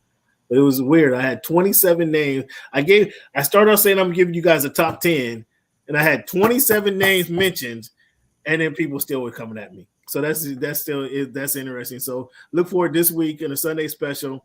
One of the topics is going to be my top 40 hip-hop artists, considering this is hip-hop 50th anniversary. I have to break it down. Cleveland, what do you guys say, man? I know you're itching to say something. No. There's something between you and Calvin. I don't know what it is. I'm telling you, I don't got no problem with him. I'm just saying. I can tell it's in there somewhere. Something happened. and you're just not gonna be forthcoming about it, and that's your business. But it's clearly I got him on my opening feed. If there was something personal, he wouldn't be on my opening feed. It wouldn't be on my Voice of the Fans opening if there was something there. There's nothing there, I promise you, except other than we stayed in to record the video. It was 12 hours. If you're still mad about the 12, I don't think Snoop had anything to do with that. But if you're still mad everything about to do with that, holding a grudge over that, then you should probably let that go by now. There's no grudge. I'm just saying. It was a long day, and then when I finally seen the video, it was used like 6 seconds of that day. That whole day, they used like 6 seconds in the video. Okay, well, again, I would think you'd be more upset with Dr. Dre over that than Snoop, but something happened. Something happened, fans. He's just not saying. So, fans, let's get into this here. This week in history, each and every week, man, we want to talk. I like playing the numbers game. You guys aren't going to get that from anywhere else. You guys aren't going to get this week in history segment from anywhere else. Also, introducing once in a couple of weeks, I'm going to introduce a segment, which the segment of positivity. Some of you guys may know my whole platform was What's Good in Sports, where I wanted to talk about how athletes are giving back to their community, how athletes are ingratiating themselves within their community. So we'll start a new segment once the football season starts of the I don't know. I have to come up with a better name of it, but right now it's just going to talk about what's good in sports, and it's going to shout out some of those athletes or people who are doing good things in sports to giving back to their community involving sports. So that's going to be a new segment for the show. But again, as I mentioned, nobody else is going to give you guys a number game. Nobody else is giving you this week in history. Nobody else is giving you a quote and closing the show out with a quote each and every week. So thank you guys for being part of the show. This week in history, Cleveland. August 23rd, 1908 was the start of the National Association of Colored Nurses. 1908, National Association of Colored Nurses. August 23, 1917, the first black person admitted into University of Mississippi, 1917, first black person admitted to the University of Mississippi, James Meredith. 1950, August 24, Edith Sampson became first African-American appointed as representative of the United Nations. August 23, a race riot in Houston began between two soldiers of the 21st Infantry regime and white citizens. 2 blacks and 11 whites are killed in an ensuing melee. August 22, 1989. I didn't realize this was so late, 89. Black Panther co-founder Huey P. Newton was shot to death in Oakland, California. I didn't realize that was in 89. August 27, 1985. Nigerian government was peacefully overthrown by Army Chief of Staff Major General Abraham butcher this Bagbanani, but peacefully overthrow. I thought that was interesting. Is there ever been a peaceful overthrowing of the government? No, those two don't really go together. August 27, 2008, the Democratic National Convention made Senator Barack Obama the first African-American ever nominated by a majority party as the party's presidential candidate. That was in 2008. August 27. August 23, man, it was a busy month. August was a lot of stuff went down. August 28, 1963, Martin Luther King delivers his signature "I Have a Dream" speech at the Lincoln Memorial in 1963. Cleveland, just a side note on this. Today we have social media. Like I can send the link out. I can send the link out to hundreds of thousands of people to join the podcast, right? I can send you a link that you can share with your friends and your network of 100,000 people to be a part of the podcast. So we can do that via social media, Instagram, Twitter, Facebook, Snapchat, whatever other methods there are. But to get 300,000 people to converge on Washington, D.C. in 1963, do you know the footwork, the legwork that took? Can you imagine the effort that went on to planning that for not next month? That had to be years in the making, right? At least 9 months in the making, if not a full year in the making. Are you aware of that? I mean, that's something that people today, we just probably overlook it. We got social media. We can reach hundreds of thousands of people in moments, right? But they had the legwork they had to do for Martin Luther King to get 300,000 people there. Martin Luther King for that I Have a Dream speech. You have to applaud that. You have to applaud those efforts, don't you? Most definitely. I mean, let's not forget, like, not everyone had even a telephone back then. So, right. Yeah, that's what I'm saying. Cars, planes. I mean, they had a door to door. I mean, that was just tremendous legwork, tremendous effort by them. It makes the moment even more impactful if you think about it that way. August 8, 1989, Pete Rose, the manager of the Cincinnati Reds, agreed to a lifetime ban from baseball after being accused of gambling on baseball. Like, why do you agree to the lifetime ban? Like, that's the immediate question that comes to my mind. Why did he agree? If they said we got proof, we got evidence, this and that, just deny it. And you agree to the lifetime ban. He did that for as long as he could, and then eventually there was just too much evidence, and it was overwhelming. So that's okay. Agreeing to the bans, like, okay, you guys banned me from baseball. I'm not saying another word about it. Like, don't agree to say, yeah, I agree that I'll stay away from baseball for X amount of years. You follow what I'm saying? Like, agreeing to the ban, like, you don't have to agree to be exiled from the game, do you? You just walk away. Like, I don't think Craig Hodges agreed to never be in the NBA again, right? He was just exiled and banned. We didn't hear from him again. I don't think Mahmoud Abdul-Rauf agreed not to play in the NBA again. You follow what I'm saying? Like, they just didn't play it again and didn't bring up the argument and, okay, they don't want me around, this and that. But nobody agreed to be banned from the game. You follow what I'm saying? A little, not a lot. I mean, Cleveland. Well, you're gonna agree to my elbow when your Jets don't make the playoffs. You don't have to. That's on the paper.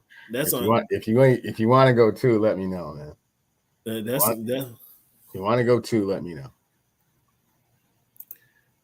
And August 23, 1982, Gaylord Perry, starting pitcher for the Seattle Mariners against the Boston Red Sox, in an all-time 2 things. Gaylord Perry, he was a long time known for a spitball, throwing a spitball, but he was never caught red-handed. And so that happened that he finally got caught for the spitball in 1982. But was Gaylord Perry, I couldn't confirm this, was Gaylord Perry also had the Emery board that flip out of his back pocket? Was that Gaylord Perry? It's his brother. That was his brother who they came to the mound and he threw the Emery board. He tried to throw the Emery board up every, not realizing that flip it like he didn't have anything in his pocket. Yeah. Like he not realizing that there's 13 cameras on you, big guy, when the managers and the umpires are walking out to the mound. Yeah. That was a hysterical moment in baseball. Sha'Carri Richardson finally captures a world championship in the 100 meters. She did it from the 9th lane, like outside lane. That doesn't happen. I think that hasn't happened in 40 years. What's your thoughts on Sha'Carri Richardson for finally getting a world championship? Good for her. Beating the Jamaicans actually too, by the way. Track and field, much like cycling. What? Much like cycling? What? Much like cycling. What? You never really know if those cats are really, really clean or not. So. Oh my! What? You compared it to cycling, Cleveland? Come on. Yeah. Cleveland, have you been on the 10 speed and raced on the 10 speed? Have you raced on the 10 speed? No. I'm not talking about around the block. Have you put on some shoes and raced down the street? Yeah. Of course. So how is that? How is it two parallel? There's no parallel between the because two. track and field and cycling have the most doping infractions of any other sport by far. Not even close. So you're waiting to see the results of the test. Is that what you just told us? I'm saying that, hey, I have no idea whether she's clean or not. It's hard to say that. Oh my goodness! But I'm congratulating her nonetheless. The medal is still drying. The gold on her medal is still drying, and Cleveland is saying he wanted to see the doping test. Ain't that something? Hey, well, she won it for the USA. She beat the Jamaicans, and you have no confidence in that this is real or not. I have no idea. So, did you have a problem with her smoking a little weed before a couple years ago when she got banned? I think she got ejected for the season, not suspended for the season, because she smoked some weed the night before the race. Did she know that it was a banned substance and that it was going to show up in her test? Well, I'm not sure. I mean, regardless of your personal feelings on what it is you want to do and when it is you want to do it, track and field is not one of those sports where you can do that. Well, not anymore. Actually, it wasn't at the time. I think now it's illegal. It's when you put down the weed and remove the wig. Yeah, I know, right? Removing the wig. That was kind of symbolic, right? When she threw her wig down and went for the race. But yeah, let's hope the girl keeps her head straight and go wins a gold medal because she got the world championship. Let's hope she wins a gold medal.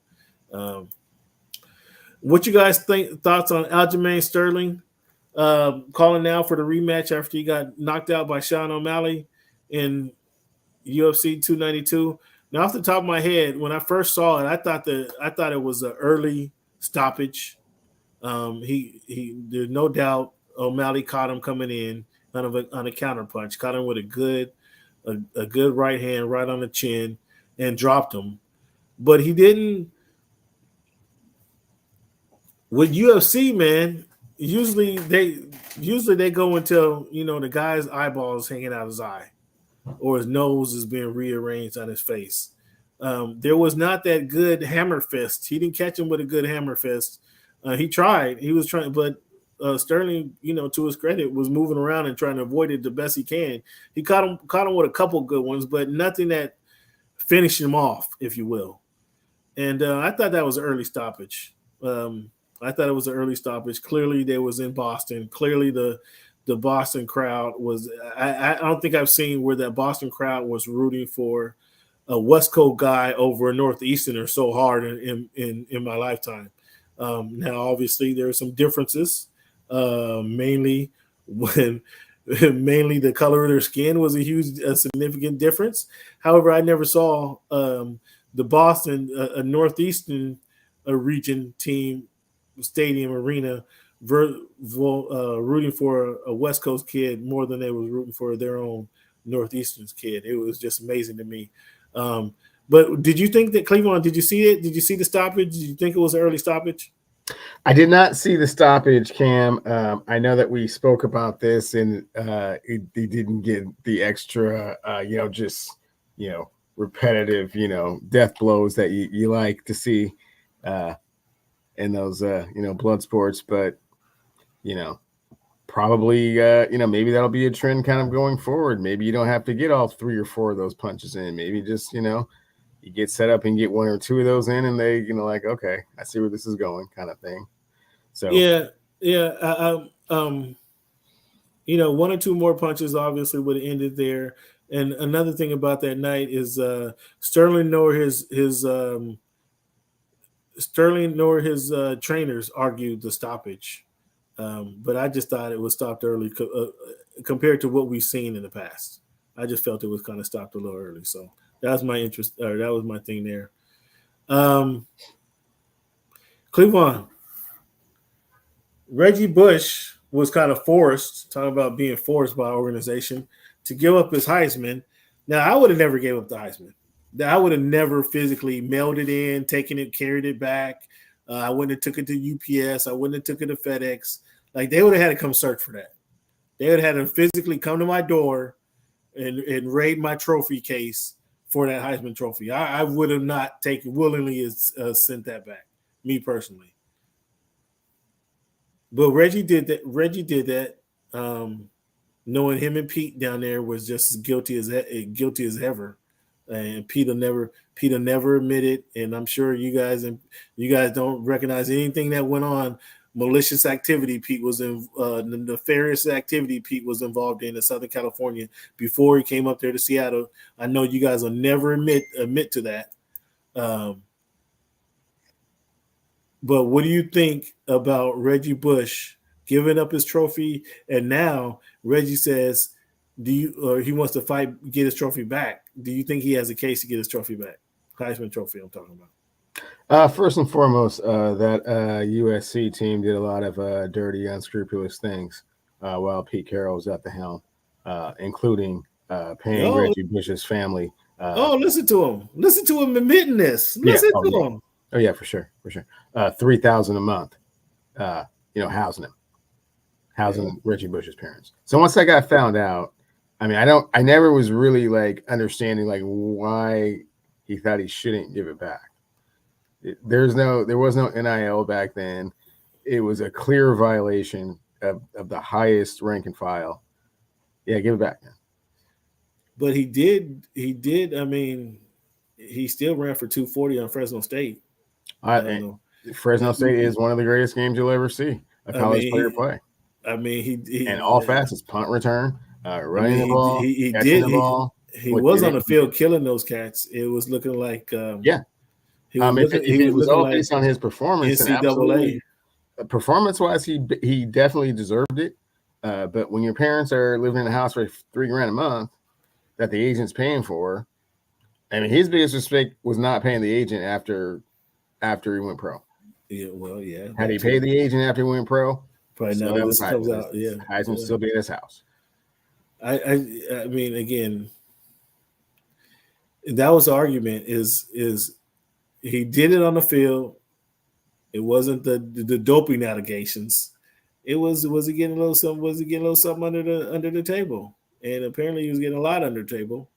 But that USC team, Matt Leinart, Reggie Bush, Lindell White, like they were bigger because at that time you got to remember there's no NFL football in Southern California.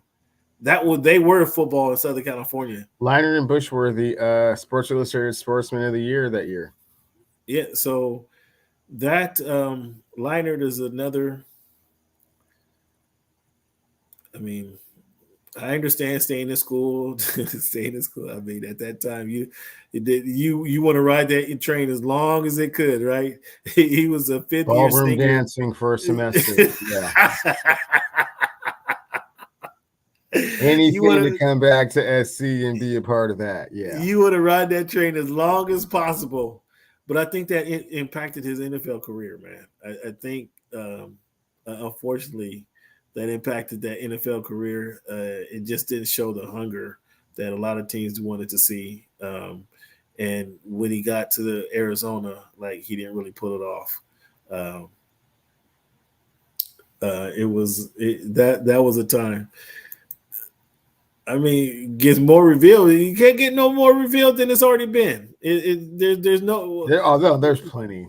There's plenty. You don't want to go. He was with Kim SC coffin, man. You don't want those skeletons coming out of that closet, man. Not at all. He's not there anymore. He don't care. He don't care about what's going on. Damn. They didn't have a television show called TMZ back then when those guys were doing their thing. You don't want those guys digging around, man. Just you already gave the trophy back. Just let them keep the trophy, man.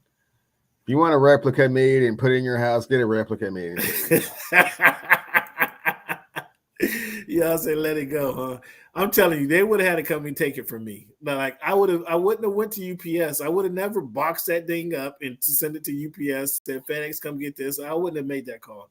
They'd have had to break. They had the police break in the house, and I would have footage of them coming in and break my trophy case and take it out of the house. That's what they would have had to do.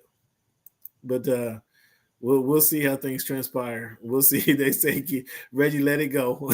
Let it go on, Reggie. Is that what do you think USC is saying? Is USC saying, Reggie, we'll make you a replica? We'll make you a replica and put our name on it. Is that what USC is saying? Sure. Go right ahead and do that, man. Messi mania. Are you still not caught up, huh? You gonna wait till Messi runs to I see he's doing well. He's worth every penny so far. Good for him. I mean, he's making the game look really, really easy. Like really, really easy. Is my one question about this phenomenon is it's kind of hard to fake some of the success. But are these goalies giving it all to stop his goals? No, it's an example of what the world has always been saying, that the MLS is like, a minor league team in comparison to what those other teams are. And this is quite possibly, one of the top 5 players in the world. So if you have one of the top 5 players in the world playing minor league soccer, this is what it looks like. Even though he's, a little bit older, it's that clearly it's not making that much of a difference now, is it? He's still dominating at a very high level. So in comparison, what are we seeing? Is this LeBron going to playing FIBA basketball for a season? Is this what is this? Is this MJ coming back to play in FIBA basketball or in not college basketball? This is a step up from college. You know what I'm saying? Is this this is this ain't Barry Bonds playing it's probably more like playing, the Kentucky Wildcats. Yeah. Yeah. Going back to playing college basketball? Yeah. Even you're playing the best college teams, but you're still, they're just not nearly as good. I don't think it's that big of a drop. But that might be a tremendous drop. So tell us what happened with these Mariners tonight, man. The Mariners are, I'm happy to say, you guys, I'm a Mariners fan. If you guys didn't know, the Mariners are 8-2, second hottest team in baseball right now. 8-2 in their last 10 games, I should say. 8-2 in their last 10 games. They're one game back. They're one game back, Cleveland. 71-55, or now what's it, 71-56? What happened tonight, man?